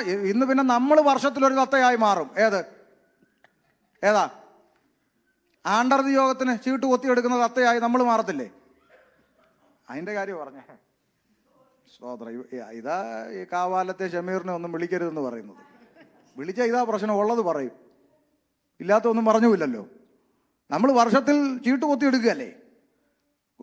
പണ്ട് നമ്മുടെ നാട്ടിലുള്ള മലയാളിയൊക്കെ ഒരു ചിന്ത ഉണ്ടായിരുന്നു, ഈ ദൈവം വചനത്തിലൂടെ സംസാരിക്കാന്ന് പറഞ്ഞാൽ ബൈബിൾ എടുത്ത് ഇങ്ങനെ പിടിച്ചിട്ട് സ്തോത്ര സ്തോത്ര സ്തോത്ര സ്തോത്ര സ്തോത്ര രക്തം ചെയ്യ രക്തം ചെയ്യ രക്തം ചെയ്യ രക്തം ചെയ്യ അല്ലല്ലി അല്ലല്ലി അല്ല എന്ന് പറഞ്ഞ് ഇങ്ങനെ തുറക്കുമ്പോൾ ഈ പകുതിക്ക് കിട്ടുന്നതാണ് ദൈവം സംസാരിക്കുന്നതെന്ന് വിചാരിച്ചൊരു ആളുകളുണ്ട്. ഇപ്പോഴും അങ്ങനെ വിചാരിക്കുന്നവരും ഉണ്ട്. ഈ പകുതിക്ക് കിട്ടുമ്പോൾ എങ്ങാനും ഇയ്യോബാണെങ്കിലോ ഇയ്യോ എന്നും പറഞ്ഞ് അടയ്ക്കുകയും ചെയ്യും. അതാണ് ഏറ്റവും വലിയ രസം. എന്നിട്ട് ഈ വിരൽ ഇച്ചിരൂടി ഇങ്ങോട്ട് നീട്ടും. കാര്യം ഇയ്യോബ് കഴിഞ്ഞാൽ അടുത്ത് എന്തുവാ? ഇത് കിട്ടാൻ വേണ്ടിയാ. ഇപ്പൊ സങ്കീർത്തനം ഇങ്ങോട്ട് നീട്ടി തുറക്കുമ്പോൾ 32 ആണെങ്കിൽ പിന്നെ അടയ്ക്കും, 51 ആണെങ്കിൽ പിന്നെ അടയ്ക്കും. ചുരുക്കി പറഞ്ഞാൽ നല്ലൊരെണ്ണം കിട്ടുന്നവരെ തുറന്നുകൊണ്ടിരിക്കും. നല്ലൊരെണ്ണം കിട്ടിക്കഴിഞ്ഞാലോ സ്റ്റേജിലോട്ട് കയറിയിട്ട് പറയും, ദൈവാത്മാവ് എനിക്ക് എന്നൊരു വാക്യം വായിച്ചുകൊണ്ടിരുന്നത്. ദൈവാത്മാവ് തന്നെയാണോ? കുത്തിയിരുന്ന് തപ്പിയെടുത്തതാ. സ്തോത്രം. അപ്പൊ ഇത് ഇവിടെ നടക്കുന്നത് കാരണം നമുക്ക് ഇത്രയൊക്കെ ഉള്ളൂ. എന്നാൽ പ്രവാചക ശബ്ദം എന്താ? പ്രവാചകം എന്താ? പ്രവചനം എന്താ? നമ്മൾ പഠിക്കണം. പ്രവചനം ഇല്ലെന്നോ പ്രവാചകൻ ഇല്ലെന്നോ വേദപുസ്തകം അറിയുന്നവരാരും പറയില്ല. പ്രവാചക ശബ്ദം എല്ലാ കാലത്തും ഉണ്ട്, പ്രവചനമുണ്ട്, എല്ലാം ഉണ്ട്. കൃപാവര ശുശ്രൂഷകളെല്ലാം ദൈവസഭയ്ക്കുണ്ട്. കർത്താവ് അനുവദിച്ചാൽ അത് നാളെയും മറ്റന്നാളുമായിട്ട് നമ്മൾ വാക്യത്തിൽ നിന്ന് തന്നെ പഠിക്കും. സ്വന്തം അഭിപ്രായങ്ങളൊന്നും പറയുന്നതിനോട് താല്പര്യവുമില്ല.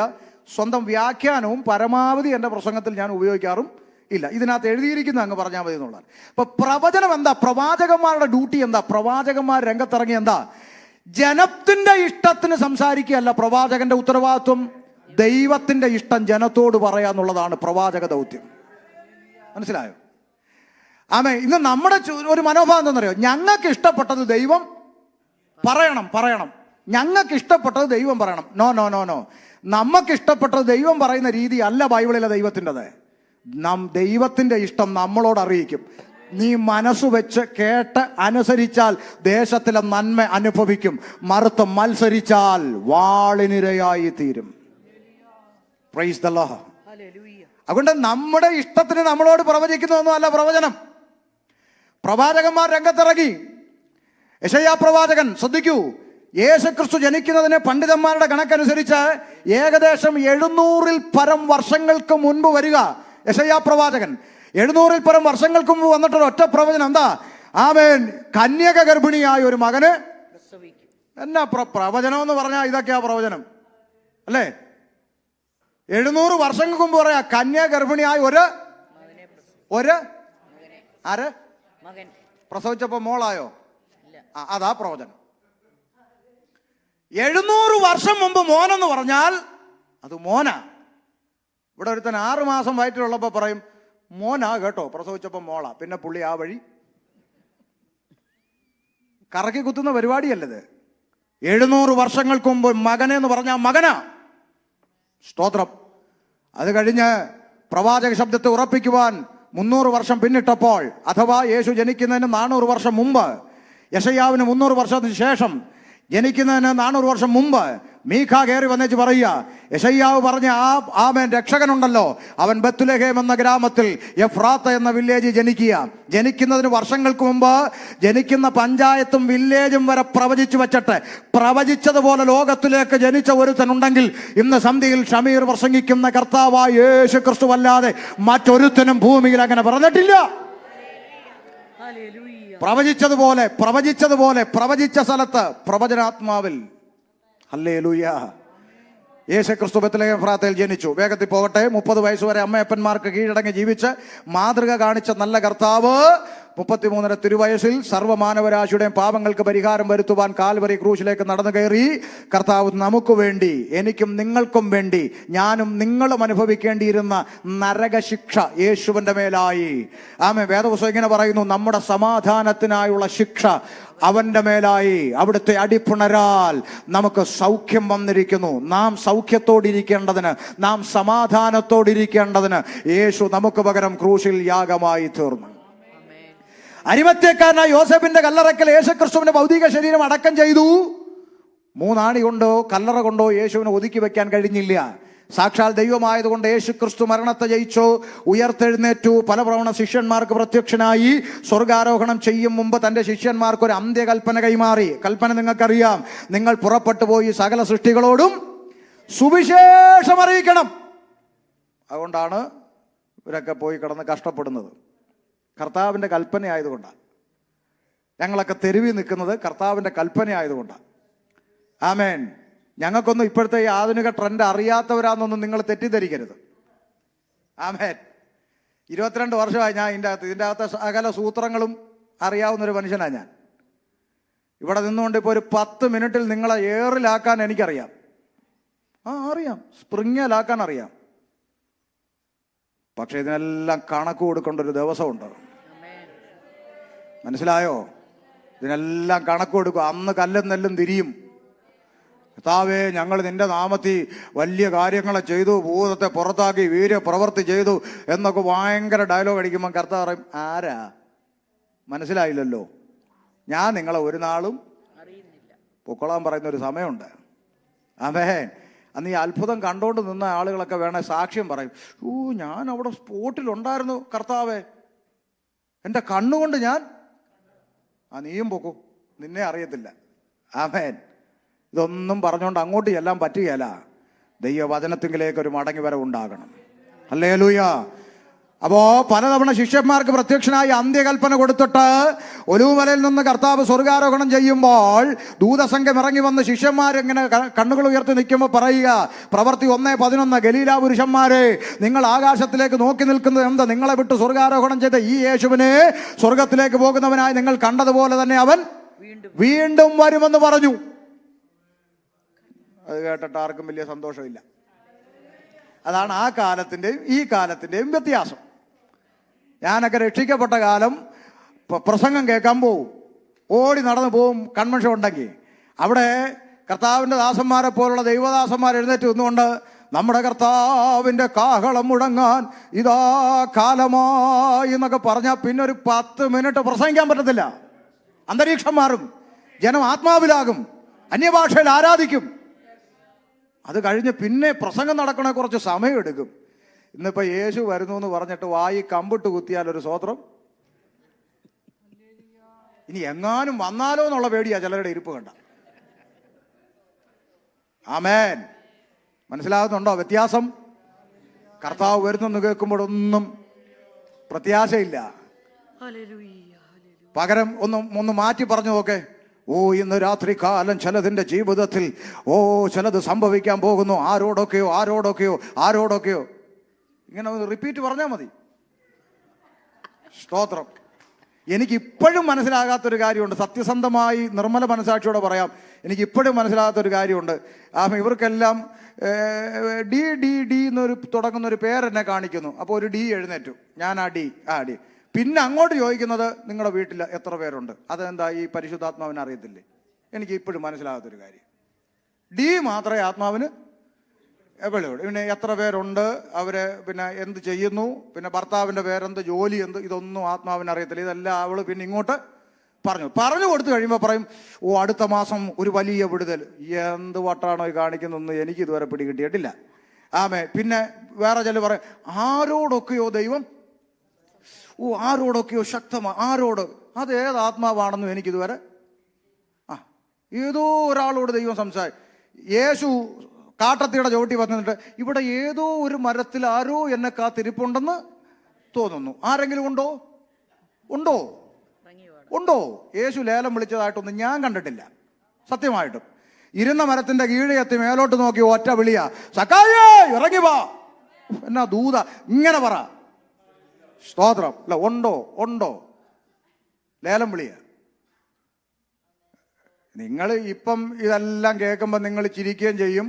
നിങ്ങൾ പറയാം കറക്റ്റാ പറഞ്ഞെന്നും പറയും. നാളെ ലവം വരുമ്പം പോയി നടും തല്ലി വീഴാൻ മുമ്പിൽ ചെന്ന് നിന്നു കൊടുക്കുകയും ചെയ്യും. അല്ലാതെ എന്താണ്? 100%. അല്ലാതെ ഇതൊന്നും കേട്ട് നിങ്ങൾ തിരുത്തപ്പെടും എന്നുള്ള ദുർമോഹം വല്ലോ എനിക്കുണ്ടോ? അങ്ങനൊന്നും എനിക്കില്ല. എന്നെ ദൈവം ഏൽപ്പിച്ചത് പറഞ്ഞിട്ട് ഇവിടുന്ന് പോവുക, ചെവിയുള്ളവൻ. അല്ല, തിരുത്തപ്പെടുകയോ ഇല്ലയോ? നാളെയും മറ്റന്നാളും കൂടെ ദൈവം അനുവദിച്ച് നിങ്ങൾ വരുവാണെങ്കിൽ ഇന്ന് നമ്മുടെ ദൈവസഭയ്ക്കകത്ത് തിരുത്തപ്പെടേണ്ട വിഷയങ്ങൾ പുസ്തകത്തിൽ നിന്ന് ഞാൻ കാണിച്ചു തരാം. തിരുത്തുവോ?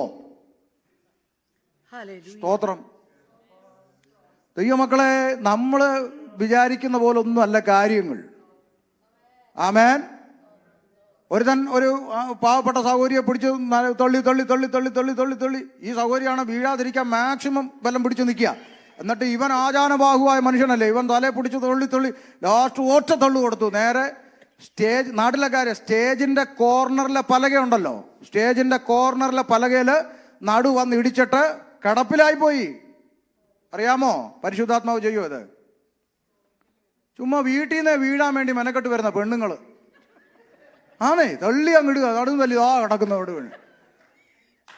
എനിക്കറിയത്തില്ല, പോട്ടെ. നമ്മുടെ ഇനി ഈ ദൈവവാസം പറയാം, മനോഹരമായി പഠിപ്പിച്ചു വന്നതിൻ്റെ ഇടയ്ക്ക് ഇങ്ങേർക്ക് വേറെ ആത്മാവ് ഇല്ല ഒന്നുമില്ല, മനോഹരമായി പഠിപ്പിച്ചു വരിക. ശ്രദ്ധിക്കേ. അപ്പൊ ഗലീല പുരുഷന്മാരെ, നിങ്ങൾ ആകാശത്തിലേക്ക് നോക്കി നിൽക്കുന്നത്, നിങ്ങളെ വിട്ട് സ്വർഗാരോഹണം ചെയ്ത് ഈ യേശുവിനെ സ്വർഗത്തിലേക്ക് പോകുന്നവനായി നിങ്ങൾ കണ്ട പോലെ അവൻ വീണ്ടും വരും. ഈ ശബ്ദം കേട്ടുകൊണ്ട് ശിഷ്യഗണം ഒലിവുമല വിട്ട് യെരുശലേമിലേക്ക് പോകുന്നു. യെരുശലേമിൽ ചെന്ന് അവർ പാർത്ത മാളികമുറിയിൽ കയറിപ്പോയി അവർ പ്രാർത്ഥിച്ചുകൊണ്ടിരിക്കുന്നു. അങ്ങനെ പ്രാർത്ഥിച്ചുകൊണ്ടിരുന്നപ്പോൾ പന്തക്കുസ്ത പെരുന്നാൾ ദിവസം വരുന്നു. ലേഖനങ്ങളുടെ പശ്ചാത്തലം പറഞ്ഞു നിർത്താനേ ഇപ്പൊ സമയമുള്ളൂ. ഈ കുറിവാക്യത്തിലോട്ട് നമുക്ക് നാളെ കയറാം. ശ്രദ്ധിച്ചോ? അപ്പോൾ ആമേൻ, പന്തക്കുസ്ത പെരുന്നാൾ ദിവസത്തിൽ ഇവരെല്ലാം കൂടെ ഒന്നിച്ചു കൂടിയിരിക്കുമ്പോൾ പെട്ടെന്ന് കൊടിയ കാറ്റടി, ആകാശത്തുനിന്ന് മുഴക്കമുണ്ടായി അവർ ഇരുന്നിരുന്ന വീട് മുഴുവൻ നിറച്ചു. അപ്പോസ്തല പ്രവൃത്തി 2-ാം അധ്യായം 1 മുതലുള്ള വാക്യങ്ങൾ. ഏതായാലും നമുക്ക് കയറാൻ പറ്റാത്തതുകൊണ്ട് 1-2 ചിന്ത ഇച്ചിരി കാതലായി പറഞ്ഞു തന്നെ പോകാം. 2-1. പെന്തക്കോസ്ത് നാൾ വന്നപ്പോൾ എല്ലാവരും ഒരു സ്ഥലത്ത് ഒന്നിച്ചു കൂടിയിരുന്നു. പെട്ടെന്ന് കൊടിയ കാറ്റടിക്കുന്നത് പോലെ ആകാശത്ത് നിന്ന് ഒരു മുഴക്കമുണ്ടായി. അവർ ഇരുന്നിരുന്ന വീട് മുഴുവൻ നിറച്ചു.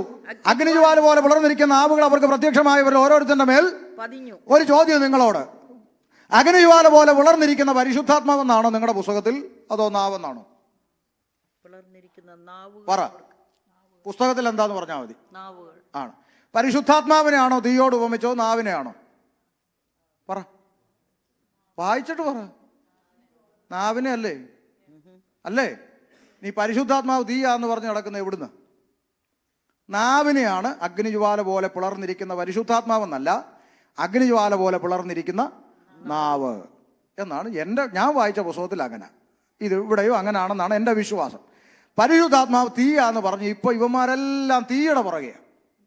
ഫയർ, തീ.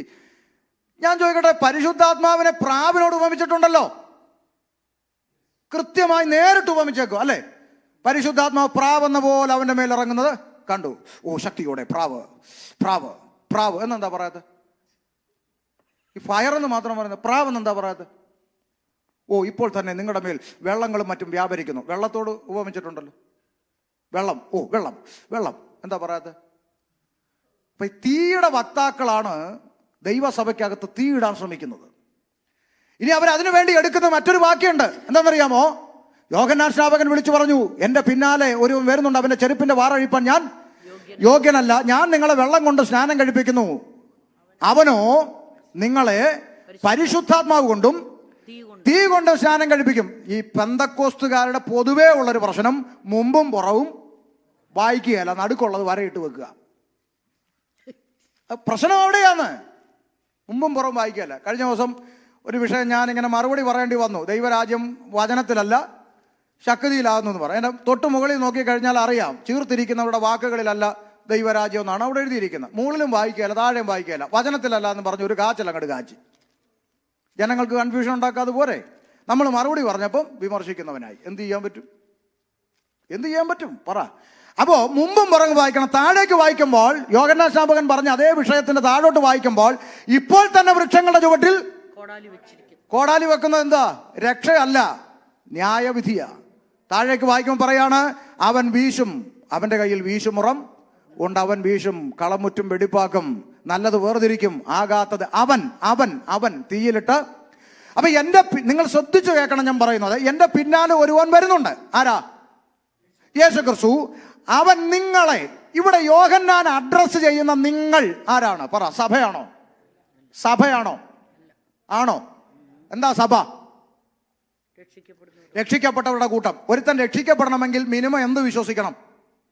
യേശു എനിക്ക് വേണ്ടി മരിച്ചു, അടക്കപ്പെട്ടു, ഉയർത്തെഴുന്നേറ്റു, വീണ്ടും വരുമെന്ന് ഹൃദയം കൊണ്ട് വിശ്വസിക്കണം. യോഹന്നാൻ സ്നാപകൻ ഈ ദൂത് വിളിച്ച് പറയുമ്പോൾ യേശു മരിച്ചിട്ടുണ്ടോ? അടക്കപ്പെട്ടിട്ടുണ്ടോ? ഉയർത്തെഴുന്നേറ്റിട്ടുണ്ടോ? ഇത് വിശ്വസിച്ച് രക്ഷിക്കപ്പെടാനുള്ള രക്ഷ അന്ന് അവിടെ ഉണ്ടോ? ഇല്ല. അപ്പൊ യോഹന്നാൻ അഡ്രസ് ചെയ്ത നിങ്ങൾ സഭയാണോ? ആണോ? അല്ല. പിന്നെന്താ? ഒന്ന്, യഹൂദന്മാർ. രണ്ട്, യഹൂദൻ അല്ലാത്ത സകലരെയും ബൈബിൾ ഒറ്റ വാക്കി വിളിച്ചിരിക്കുന്നത് ജാതികൾ, അല്ലേ? ഇതിനകത്ത് പല കാറ്റഗറിയിൽപ്പെട്ടവരുണ്ട്. പരീശന്മാരുണ്ട്, പുരോഹിതന്മാരുണ്ട്, ശാസ്ത്രിമാരുണ്ട്, ഒക്കെ ഉണ്ട്. അപ്പൊ ഒന്ന് യഹൂദനും രണ്ട് ജാതികളും. യഹൂദന്മാരും ജാതികളോടുമാണ് യോഹന്നാൻ സ്നാപകൻ അഡ്രസ് ചെയ്യുന്നത്. എന്റെ പിന്നാലെ ഒരുത്തം വരുന്നുണ്ട്, അവൻ വിശ്വസിക്കുന്നവനെ അവൻ പരിശുദ്ധാത്മാവിനാലും വിശ്വസിക്കാത്തവനെ തീയിലിട്ട് കളയാനും അധികാരമുള്ളവനാണ് പുറകെ വരുന്നത്. എന്തുകൊണ്ടാ? യേശുവിനെ വാഗ്ദത്ത മശികയായി അംഗീകരിക്കാത്ത യഹൂദനോടാണ് യോഹന്നാൻ ദൂത് വിളിച്ചു പറയുന്നത്.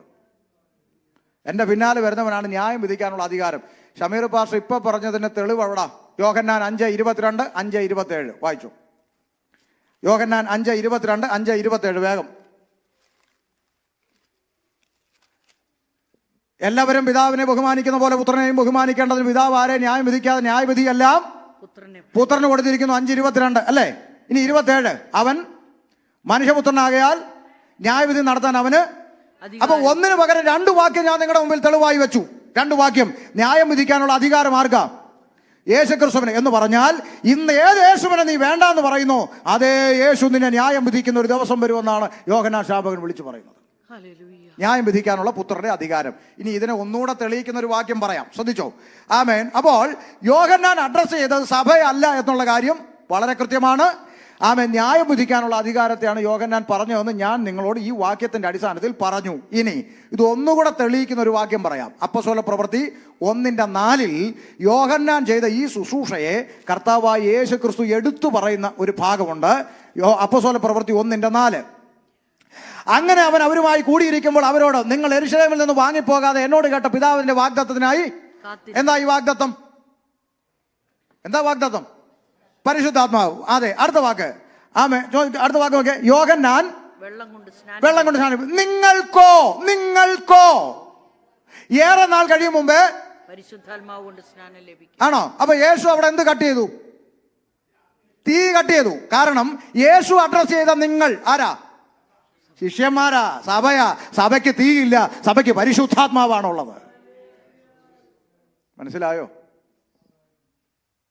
ഇവിടെ യേശു അഡ്രസ് ചെയ്യുന്നത് സഭയോടാ. സഭയ്ക്ക് തീയില്ല. നാം തീക്കായി വിളിക്കപ്പെട്ടവരല്ല, നാം നിത്യതയ്ക്കായി വിളിക്കപ്പെട്ടവരാ. ഇത് പറഞ്ഞു കൊടുത്താലും ചില ഉള്ളികൾ ഒറ്റക്കാലം നിൽക്കും. പാസ് എന്തോ പറഞ്ഞാലും ശരി, ആ പരിശുദ്ധാത്മാവ് തീയ. ആയിക്കോട്ടെ, താങ്കൾ ഈ തീയുടെ പുറകെ പൊക്കോ. ഒടുവിൽ ചെന്ന് വീഴുന്ന സ്ഥലത്തും ഹോൾസെയിൽ തീയ. അന്നേരവും പറയണം, കണ്ടോ ആത്മാവ് ഞങ്ങളുടെ കൂടെ വന്ന് കണ്ടോ, ആയിക്കോട്ടെ, നിങ്ങൾ അവിടെ അങ്ങ് ആഘോഷിച്ചാട്ടെ. സ്തോത്രം. അതുകൊണ്ട് കുഞ്ഞേ, ഈ തീ എന്ന് പറഞ്ഞ് വചനം പറയാൻ നേരമില്ലാതെ കാട്ടിക്കൂട്ടുന്ന വിക്രിയകളൊന്നും ദൈവത്തിന്റെ പരിശുദ്ധാത്മാവിൽ വരുന്ന കാര്യങ്ങളല്ല. അതുകൊണ്ട് ഇത്തരം കൾട്ടുകളിൽ വീഴാതിരിപ്പാൻ ശ്രദ്ധിച്ചാൽ മേപ്പോട്ട് പോകാം. ഞാൻ തിരിച്ചു വരിക. അപ്പോൾ പെന്തക്കോസ്ത് പെരുന്നാൾ ദിവസത്തിൽ പരിശുദ്ധാത്മാവിന്റെ സാന്നിധ്യം ഇറങ്ങി വന്ന് എല്ലാവരും ആത്മാവ് നിറഞ്ഞവരായി അന്യഭാഷകളിൽ സംസാരിക്കാൻ തുടങ്ങി. പ്രിയപ്പെട്ടവരെ, ആ പരിശുദ്ധാത്മാവിന്റെ നിറവിൽ ഒരാൾ പ്രസംഗിക്കാൻ എഴുന്നേറ്റ് നിന്നു. ആത്മനിറവിൽ. ആരാ? പത്രോസ്ലീഗ എഴുന്നേറ്റ് വന്ന് പരിശുദ്ധാത്മാവിന്റെ നിറവിൽ ഒരൊറ്റ പ്രസംഗം. എന്ത് സംഭവിച്ചു? 2-ാം അധ്യായം 37. ഇത് കേട്ടിട്ട് ഹൃദയത്തിൽ കുത്തുകൊണ്ടു. നിക്കട്ടെ, ദൈവസഭ ഒന്ന് ശ്രദ്ധിച്ചേ എന്നെ. വേദപുസ്തകത്തിൽ പറയുന്ന യേശു വാഗ്ദത്തം ചെയ്ത പിതാവിങ്കൽ നിന്ന് പുറപ്പെട്ട ബൈബിളിലെ പരിശുദ്ധാത്മാവ് നിറഞ്ഞവൻ. ഒന്നുകൂടെ പറയാം. യേശു വാഗ്ദത്തം ചെയ്ത പിതാവിങ്കിൽ നിന്ന് പുറപ്പെട്ട ബൈബിളിലെ പരിശുദ്ധാത്മാവ് നിറഞ്ഞവൻ ആത്മനിറവിൽ എഴുന്നേറ്റ് നിന്ന് പ്രസംഗിച്ചപ്പോൾ കേട്ടവർക്ക് ഇക്കിളിയല്ല കൊണ്ടത്, ചങ്കത്ത് കത്തി കയറി. ഈ പുസ്തകത്തിൽ പറയുന്ന ആത്മാവിന്റെ നിറവിൽ ഒരുത്തം പ്രസംഗിച്ചാൽ കേട്ടവർക്ക് ഇക്കിളിയല്ല കൊള്ളുന്നത്, ചങ്കത്ത് കത്തി കയറും. ഇരുവായ്ത്തലയുള്ള ഏത് വാളിനേക്കാളും മൂർച്ചയേറിയതും സദ്യമജ്ജ മാംസങ്ങളെ വേർപിടിവിക്കും വരെ തുളച്ചു ചെല്ലുന്ന ജീവന്റെ വചനം അത് അകത്തോട്ട് ചെന്ന് കുത്തുകൊണ്ട് ചങ്കത്തോട്ട് കയറിയപ്പോൾ ജനം നിലവിളിച്ചുകൊണ്ട് ആമേൻ ചോദിക്കുക, സഹോദരന്മാരായ പുരുഷന്മാരെ ഞങ്ങൾ എന്ത് ചെയ്യണം, പറ. അതാ റിസൾട്ട്. ഇന്ന് ഈ പുസ്തകത്തിലെ പരിശുദ്ധാത്മാവ് നിറഞ്ഞവൻ പ്രസംഗിച്ചാലേ അങ്ങനെ വരൂ. അതിന്ന് പലർക്കും വേണ്ട. കുത്തുകൊള്ളുന്ന പ്രസംഗം വേണ്ട വേണ്ട വേണ്ട. ഇന്നത്തെ നമ്മുടെ പ്രസംഗം കഴിഞ്ഞ് നമ്മൾ പോകുമ്പോൾ എന്താ ചങ്കത്ത് ദൈവദാസൻ ഓരോ വാക്യം പ്രസംഗിക്കുമ്പോൾ ചങ്കത്ത് കത്തി. അതല്ല ഇന്ന് നമ്മൾ പറയും വരണമായിരുന്നടി ചിരി ചിരി ചിരി ചിരി. ഇതാ ഇന്ന് നമ്മൾ പറയുന്നേ. ആമേൻ ആമേൻ. പരിശുദ്ധാത്മാവ് നിറഞ്ഞവൻ ആത്മനിറവിൽ എഴുന്നേറ്റ് നിന്നുകൊണ്ട് പ്രസംഗിച്ചപ്പോൾ അത് കേട്ടവരുടെ ഹൃദയത്തിന്റെ അകത്ത് കത്തികേറിയെന്ന് മനസ്സിലായോ? നമുക്കത് വേണ്ട. സ്തോത്രം. ഇന്ന് അങ്ങനെ വേണ്ട. ദൈവദാസന് കുത്തുകൊള്ളുന്ന പ്രസംഗം വേണ്ട. ആമേൻ. അതെ. അതുകൊണ്ട് എന്താ സംഭവിക്കുന്നത്? ദൈവസഭയ്ക്കകത്ത് ശുശ്രൂഷകന് ഉപദേശം പറയാൻ പറ്റില്ല. അറിയാമോ? ശുശ്രൂഷകൻ എന്ത് പറയണമെന്ന് തീരുമാനിക്കുന്ന പോലും മറ്റു പലരുമായി മാറി. മനസ്സിലായോ? കുഞ്ഞുങ്ങളെ കൊണ്ട് കെട്ടിപ്പറക്കി നടക്കുന്ന കാര്യം ഓർക്കുമ്പോൾ അവരിത് പറയുകയില്ല. സ്തോത്രം. ഞങ്ങൾക്കത് വിഷയമില്ല. ആമേൻ. ഞങ്ങൾക്കത് വിഷയമല്ല. ചെവിയുള്ളവൻ കേൾക്കട്ടെ. അല്ലാതെ വിളിച്ചവരെ പ്രസാദിപ്പിക്കാൻ സംസാരിക്കുകയല്ല, സ്വർഗത്തിലെ ദൈവത്തെ പ്രസാദിപ്പിച്ചാൽ മതി. ആമേൻ. ഞാൻ ആദ്യം പറഞ്ഞല്ലോ, എന്നെ നിങ്ങൾ ഇഷ്ടപ്പെടുകയോ ഇഷ്ടപ്പെടാതിരിക്കുകയോ ഡസന്റ് മാറ്റർ. അത് വിഷയമല്ല. പറയുന്നത് ദൈവത്തിന്റെ വചനമാണോ, ആ വചനം നിങ്ങൾ സ്വീകരിച്ചാൽ മതി. എന്നെ ആരും സ്നേഹിക്കണമെന്ന് എനിക്ക് നിർബന്ധമൊന്നും എൻ്റെ ഒന്നും കാര്യമൊന്നുമില്ല. ഈ സ്നേഹമൊക്കെ, ഇതിൻ്റെ അകത്തുള്ള സ്നേഹമൊക്കെ എന്താണെന്നൊക്കെ ഞാൻ അനുഭവിച്ച് 22 വർഷം കൊണ്ട് പഠിച്ചിട്ട് നിൽക്കുന്ന മനുഷ്യനാ. പറന്തൽ അടൂര് പ്രസംഗിച്ച് കഴിഞ്ഞപ്പോൾ ഒരു വലിയ അറിയപ്പെടുന്ന മോസ്റ്ററായിട്ട് റവറണ്ട് വന്ന് കെട്ടിപ്പിടിച്ചു പറഞ്ഞു, ഈ കാലഘട്ടത്തിൻ്റെ പൗലോസായിട്ട് ദൈവം നിർത്തിയിരിക്കുക മോനെ എന്ന് പറഞ്ഞ് കെട്ടിപ്പിടിച്ചൊരു ഉമ്മ. നമുക്കൊരു അവാർഡ് കിട്ടിയ ഫീല്, സന്തോഷം. അത്രയും വലിയ മനുഷ്യൻ. കുറച്ചു കാലം കഴിഞ്ഞപ്പോൾ ഒരു കോൺഫറൻസിൽ എന്നെ പ്രസംഗിക്കാൻ വിളിച്ചു. ഉടനെ ഈ റവ അവിടുത്തെ സംഘാടകരെ വിളിച്ചു പറയാം, പുള്ളിയൊക്കെ എന്തിനാ വിളിക്കുന്നത്, വെറുതെ കുറ്റം പറയാം. എന്നാ എനിക്ക് മനസ്സിലായത് യൂദായേക്കാളും വലിയ ചുംബനമാണല്ലോ ഇവൻ എനിക്ക് തന്നേന്ന്. മനസ്സിലായോ? സ്തോത്രം. സ്നേഹം കൊണ്ടൊന്നും വിളിക്കുന്നൊന്നും അല്ല, അതൊക്കെ നമുക്കറിയാം. അതുകൊണ്ട് നിങ്ങൾ സ്നേഹിക്കുന്ന കാര്യം അവിടെ നിൽക്കട്ടെ. ദൈവത്തിന്റെ വചനമായി കേൾക്കുന്നത്, ഇത് എൻ്റെ കയ്യിലിരിക്കുന്ന വേദപുസ്തകത്തിൽ എഴുതപ്പെട്ട പഥ്യോപദേശമാണ് കേൾക്കുന്നത്. ഇത് എന്നോട് അനുസരിക്കാൻ വേണ്ടി ദൈവം തന്ന വചനമാണ് കേൾക്കുന്നത്. ഞാനിത് അനുസരിക്കണമെന്ന് തീരുമാനിക്കുന്നവനാണ് ദൈവത്തിന്റെ കരത്തിൽ നിന്ന് അനുഗ്രഹവും വിടുതലും പ്രാപിക്കാൻ കഴിയുന്നത്. ആമേൻ. ഞങ്ങൾ എന്ത് ചെയ്യണമെന്ന് കുത്തുകൊണ്ടവർ ചോദിക്കുക. കുത്തുകൊണ്ടവർ ചോദിച്ചു, സഹോദരന്മാരെ ഞങ്ങൾ കുത്തുകൊണ്ടവരെല്ലാം കൂടെ പത്രോസിന്റെ കൊങ്ങാക്കി പിടിച്ചോ? ഇല്ല. മനസ്സിലായോ? ഇന്ന് ദൈവദാസന്മാർ എന്തെങ്കിലും പ്രസംഗിച്ചാൽ പാസ്റ്ററിന്റെ കൊങ്ങാക്കി പിടിക്കുന്ന കമ്മിറ്റിക്കാരുള്ള കാലമാ. കമ്മിറ്റിയെ കുറിച്ച് അമേരിക്ക വന്ന് മിണ്ടിയാൽ നിങ്ങൾ ഇനി പ്രസംഗിച്ച തന്നെ പിന്നെ പോയി പണി നോക്കാൻ പറ. സ്തോത്രം. മനസ്സിലായോ? ഞാൻ പഠിച്ച വേദപുസ്തകത്തിൽ അനുഭവം കൊണ്ടും പ്രായം കൊണ്ടും സീനിയർ ആയിട്ടുള്ള ഒരു ദൈവദാസന്റെ മുമ്പിൽ നിന്ന് ഞാൻ ചോദിക്കുകയാണ്, ഞാൻ പഠിച്ച വേദപുസ്തകത്തിൽ സഭ ശുശ്രൂഷകന് കീഴടങ്ങിയിരിക്കുകയാട്ടാ കാണുന്നത്. അല്ലേ അച്ഛാ? നിങ്ങളെ നടത്തുന്നവരെ അനുസരിച്ച് കീഴ്പ്പെട്ടിരിക്കണമെന്ന് ഒരു ഭാഗത്തും, മറുഭാഗത്ത് നന്നായി ഭരിക്കുന്ന മൂപ്പന്മാരെ ഇരട്ടി മാനത്തിന് യോഗ്യരായി എണ്ണണമെന്നും. ഒരു സ്ഥാനത്ത് മൂപ്പൻ ഭരിക്കുന്നവനായിരിക്കണം, മറുഭാഗത്ത് വിശ്വാസി കീഴടങ്ങിയിരിക്കുന്നവനായിരിക്കണം. ഇതാ ഞാൻ പഠിച്ച പുസ്തകത്തിലെ സഭ. മനസ്സിലായോ? അതിനൊക്കെ TPMകാരെ കണ്ടുപഠിക്കണമെന്ന് ഞാൻ പറയും.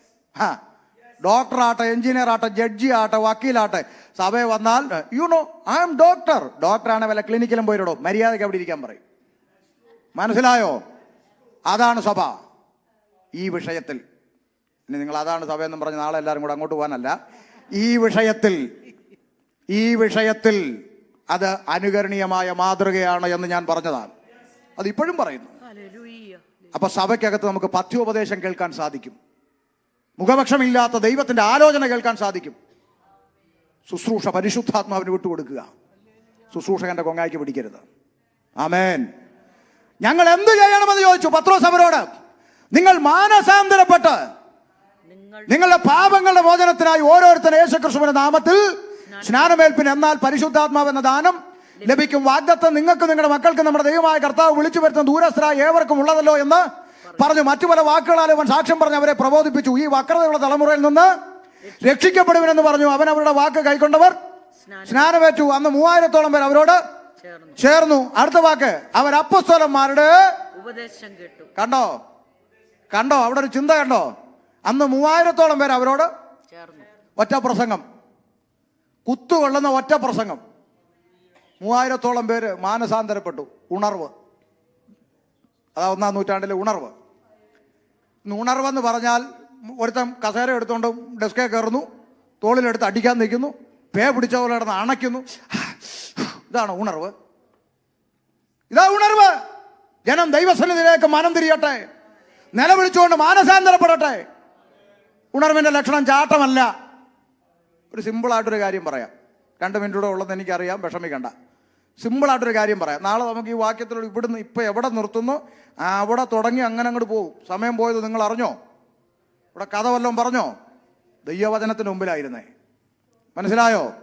അതാ അന്തരീക്ഷം. സ്തോത്രം. ഉണർവിൻ്റെ ലക്ഷണം എന്താ? ഉണർവിൻ്റെ ലക്ഷണം രാത്രി ഒരു 12-1 മണിക്ക് ബിജു പാസ്റ്റർ വിശ്വാസിയുടെ വീട്ടിൽ വന്ന് ഒരു അത്യാവശ്യ ഘട്ടത്തിൽ വന്ന് കോളിംഗ് ബെൽ അടിച്ചു. വിശ്വാസി അവിടെ നല്ല ഉറക്കം, കോളിംഗ് ബെൽ അടിച്ച് ഉണർന്നു. അപ്പോൾ ഇവിടെ അകത്ത് കിടന്നുകൊണ്ട് ചോദിക്കാനുള്ള പരിപാടിയൊക്കെ ഉണ്ടല്ലോ. ആരാന്ന് ചോദിച്ചു. പിന്നെ വെളി നിന്നുകൊണ്ട് ബിജു പാസ്റ്റർ പറഞ്ഞു, ഞാനാ പാസ്റ്റർ ഒരു അത്യാവശ്യത്തിന് വന്നതെന്ന് പറഞ്ഞു. അത് രാത്രി നല്ല ഉറക്കം. അപ്പം കോളിംഗ് ബെല്ല് കേട്ടപ്പോൾ ഉറങ്ങിക്കിടന്ന ആള് ഉണർന്നു. ഉണർവിന്റെ ലക്ഷണമാണ് പറയുന്നത്. ഉണർന്നതിന്റെ ലക്ഷണം എന്താ? ബിജു പാസ്റ്റർ ചാടി വന്ന് ഫ്രണ്ടിൽ വന്ന് ഡോർ അങ്ങ് തുറക്കുന്നതാണോ ഉണർവിന്റെ ലക്ഷണമാണോ? നിങ്ങൾ പറ. ആണോ? അല്ല. നിങ്ങളെല്ലാം ഉണരുന്നവരല്ലേ, എന്നിട്ടെന്ത് ഇതുവരെ ഉറങ്ങിയിട്ടില്ലാത്ത പോലെ ഇരിക്കുന്നു? ഉണർന്നതിന്റെ ലക്ഷണം അതാണോ? അല്ല. ബിജു പാസ്റ്റർ എന്ന് കേട്ടു, ഉണർന്നതിന്റെ ലക്ഷണം ഉണർന്നവരാദ്യം എന്ത് ചെയ്യും? തുണിയൊക്കെ നേരെയാണോന്ന് ഇല്ലേ? അങ്ങനല്ലേ? നല്ല ആഴത്തിൽ കിടന്നതാ. ഒന്ന് ഉണർന്നപ്പോൾ വസ്ത്രമൊക്കെ മര്യാദയ്ക്കാണോ എന്ന് നോക്കി. പാസ്റ്റർ വന്നേക്കുക അല്ലേ? എന്നിട്ട് നേരെ കണ്ണാടിയുടെ മുമ്പിൽ ചെന്ന് കൊമ്പും തുമ്പിക്കായി വല്ലതും ഇരിപ്പുണ്ടോന്ന്. ഇതൊന്നും നിങ്ങളാരും കണ്ടിട്ടുമില്ല. അപ്പം പോയി നോക്കും അല്ലേ? പിന്നെ മുടിയൊക്കെ ഇങ്ങനെ മറുതെ പോലെ ഇരിക്കുവാണോ നോക്കിയിട്ട് ഒന്ന് ജീപ്പിയൊക്കെ വേണേൽ വെക്കും, ഒരു ഷോളൊക്കെ എടുത്തിടും, ഒരു ക്രമീകരണം വരുത്തിയിട്ട് എന്ന് വാതിൽ തുറക്കും. ഉണർവിൻ്റെ ലക്ഷണം ക്രമീകരണമാണ്. ഉണർവിൻ്റെ ലക്ഷണം ചാടി ജമ്പ് ചെയ്ത് ഫ്രണ്ട് സ്വീകരണ മുറി ചെന്ന് വാല് തുറക്കുന്ന അല്ല ഉണർവിൻ്റെ ലക്ഷണം. ക്രമീകരിക്കേണ്ട മേഖലകളെ ക്രമീകരിച്ച് ദൈവസന്നിധിയിൽ നെടുമ്പാട് വീണ് ദൈവകരങ്ങളിൽ ഏൽപ്പിച്ചു കൊടുക്കുന്ന അനുഭവം വെളിപ്പെടുന്നതാണ് 1-ാം നൂറ്റാണ്ടിൽ വെളിപ്പെട്ട ഉണർവെന്ന് പറയുന്നത്. ആ ഉണർവ് ദൈവസഭയ്ക്ക് ഇന്നും ആവശ്യമുണ്ട്, എല്ലാ കാലത്തും ആവശ്യമുണ്ട്. ഉണർവ് സംഭവിക്കട്ടെ, റിവൈവൽ സംഭവിക്കട്ടെ. അല്ലാതെ റിവൈവൽ എന്ന് പേരും പറഞ്ഞ് ഒരുത്തം വന്ന് സഭയിലെ വിശ്വാസികളെ മുഴുവൻ തലയെ പിടിച്ച് പുറകോട്ട് തള്ളിയിട്ട് നടുപൊടിച്ചിട്ട് പോകുന്ന പരിപാടിയൊന്നും അല്ല ഉണർവ്. ജനം ക്രമീകരിക്കപ്പെടണം. സ്തോത്രം. ആമേൻ. താൽക്കാലികമായി നിർത്താൻ ശ്രദ്ധിച്ചോ. അങ്ങനെ ആമേൻ അവർ 3000-ഓളം പേര് സ്നാനമേറ്റ് അവരോട് ചേർന്നു. അടുത്ത വാക്ക് ഇങ്ങോട്ട് നോക്കിയേ, ഇങ്ങോട്ട് എന്നെ നോക്കിയേ. പത്രോസ്, എല്ലാവരും സ്നാനപ്പെട്ടോ? 3000 പേര് മുങ്ങിയോ? ഇനി ആരെങ്കിലും ഉണ്ടോ? ആരുമില്ല, എല്ലാവരും മുങ്ങി പാസ്റ്ററെ, മുങ്ങി. ഇനി എവിടാന്ന് വെച്ചാൽ ചെന്ന് കയറിയോ? അങ്ങനെ പറഞ്ഞോ? ഇന്നത്തെ പാസ്റ്റർമാർ അങ്ങനെ പറയുന്നത്. അമ്മാമ്മ സ്നാനപ്പെട്ടോ? വെള്ളത്തിൽ മുങ്ങിയോ? ഇനി കുഴപ്പമില്ല, നിൽക്കുന്നിടത്ത് അങ്ങ് നീ കള്ളനാണ്, കള്ളൻ. മനസ്സിലായോ? ആമേൻ. മനസ്സിലായോ? സ്നാനപ്പെട്ടിട്ട് നിൽക്കുന്നിടത്ത് നിൽക്കാൻ പ്രമാണമില്ല. അവർ അപ്പോസ്തലന്മാരുടെ അപ്പൊ സ്നാനപ്പെട്ടവൻ എന്ത് വേണം പറ? ഏത് ഉപദേശം? അപ്പോസ്തോലിക ഉപദേശം വേണം. സ്നാനപ്പെട്ടവൻ അപ്പോസ്തോലിക ഉപദേശം ഇല്ലാത്തടത്ത് പോകാൻ പറ്റുമോ? ഉപദേശം കേട്ടു, അടുത്തത് കൂട്ടായ്മ ആചരിച്ചു, അടുത്തത് അപ്പം നുറുക്കി. അപ്പൊ ഇവിടെ ഒരു ചിന്ത, ഇവിടെ സ്നാനപ്പെട്ടവൻ അവിടെ പോരുതെന്ന് പറയാൻ എന്താ ഭാഷ കാരണം പറയാ? ശ്രദ്ധിച്ചോ. വചനപ്രകാരമുള്ള രക്ഷ ഇല്ലാത്ത, വചനപ്രകാരമുള്ള സ്നാനം ഇല്ലാത്ത, വചനപ്രകാരമുള്ള ആത്മനിറവ് ഇല്ലാത്ത ഇടത്ത് നുറുക്കുന്ന മേശ ഇവിടുത്തെ കർത്തൃമേശയാണോ? അതല്ലാത്തത് കൊണ്ടാണ് ഇവിടെ മുങ്ങിയവൻ അവിടെ പോയി വാ പൊളിക്കാൻ പ്രമാണമില്ലാത്തത്. മനസ്സിലാകുന്നുവല്ലോ? പക്ഷെ അതങ്ങ് എടുക്കാതിരുന്നാ പോരെ. എന്റെ മാംസം തിന്നാതെ എന്റെ രക്തം കുടിക്കാതെ ഇരിക്കുന്നവന് നിത്യജീവൻ. പിന്നെ നീ എന്തിനാ മുങ്ങിയേ? ആമേൻ. ഇതിലും ഭീകരമായ സംഗതി ഇതിനകത്തുണ്ട്. നാളെ സഹിക്കാൻ മനസ്സുണ്ടേവാ. സ്തോത്രം. പഠിക്കാം, ഒന്ന് പഠിക്കാന്നേ നമുക്ക്. സ്തോത്രം. അവൻ അപ്പോസ്തലന്മാരുടെ ഉപദേശം കേട്ടും കൂട്ടായ്മ ആചരിച്ചു അടുത്ത് അപ്പം നുറുക്കിയും പ്രാർത്ഥന കഴിച്ചു പോന്നു. ആ കൂട്ടത്തെ നോക്കി സ്വർഗം വിളിച്ച പേരാണ് 47-ാം വാക്യം. കർത്താവ് രക്ഷിക്കപ്പെടുന്നവരെ ദിനം പ്രതി സഭയോട് ചേർത്തുകൊണ്ടിരുന്നു. ഒരു വാക്ക് പറഞ്ഞ് നിർത്തുക. ആമേൻ. അങ്ങനെ സഭ ആരംഭം കുറിച്ചിട്ട് അപ്പോസ്തലന്മാർ പിന്നെയും പുറപ്പെട്ടു പോയി. ലേഖനങ്ങളുടെ പശ്ചാത്തലം എന്താണെന്ന് പറഞ്ഞാൽ അതൊരു 2 മിനിറ്റിൽ പറഞ്ഞങ്ങ് നിർത്താം. എന്തായാലും ഇത്രയും ക്ഷമിച്ചല്ലോ. ആമേൻ. പുറപ്പെട്ടു പോയി പിന്നെയും വചനം പ്രസംഗിച്ചു. അവർ പ്രസംഗിച്ചിടത്തെല്ലാം കർത്താവ് അവരോട് കൂടെ ഇരുന്ന് അത്ഭുതങ്ങളാലും അടയാളങ്ങളാലും വിവിധ വീര്യപ്രവർത്തികളാലും അവർ പ്രസംഗിച്ച വചനത്തെ ദൈവം ഉറപ്പിച്ചു. ആ ദൈവ പ്രവൃത്തി അന്ന് നടന്ന പോലെ ഇന്നും നടക്കും, നാളെയും നടക്കും, ദൈവമുള്ള കാലത്തോളം നടക്കും. നമുക്ക് എതിർപ്പില്ല. കാരണം ദൈവം ഇന്നലെ ഇന്നും എന്നേക്കും ദൈവം അനന്യനാണെങ്കിൽ ദൈവ പ്രവൃത്തിയോ അനന്യോ. നമ്മുടെ അപ്പച്ചനോട് പറ, അപ്പച്ച നമ്മുടെ കൺവെൻഷന്റെ ഫ്ലയർ ഇവിടുത്തെ മരത്തെ കയറി ആ മരത്തിന്റെ മേലെ വലിച്ചു കെട്ട്. ഉടനെ അപ്പച്ചൻ പറയും, കളിയാക്കാതെടാ ഉവേ, പണ്ടൊക്കെ ഒത്തിരി കെട്ടിയതാ, ഇപ്പൊ പണ്ടത്തെ പോലെ ഒക്കുന്നില്ലടാ ഉവേ, വയസ്സായില്ലയോ എന്ന് അപ്പച്ചൻ പറയും.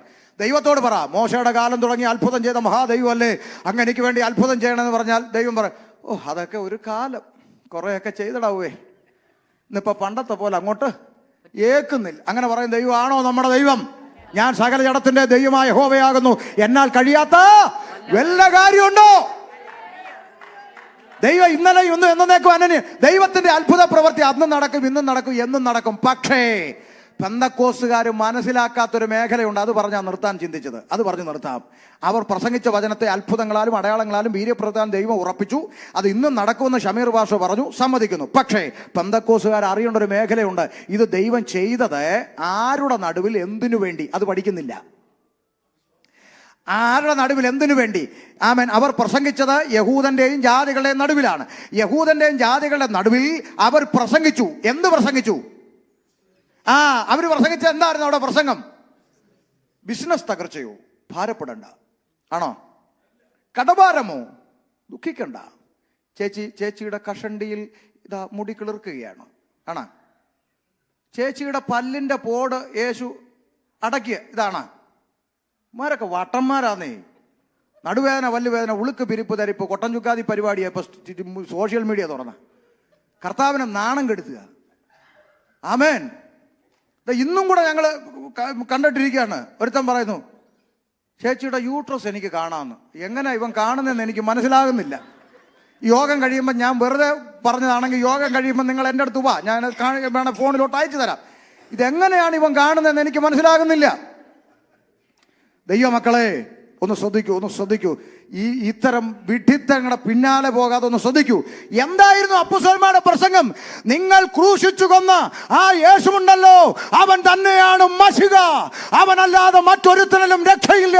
പിതാവായ ദൈവം അവനെ ഉയർപ്പിച്ചു, അതിന് ഞങ്ങൾ സാക്ഷി. അതായിരുന്നു നമ്മുടെ പ്രസംഗം, അല്ലേ?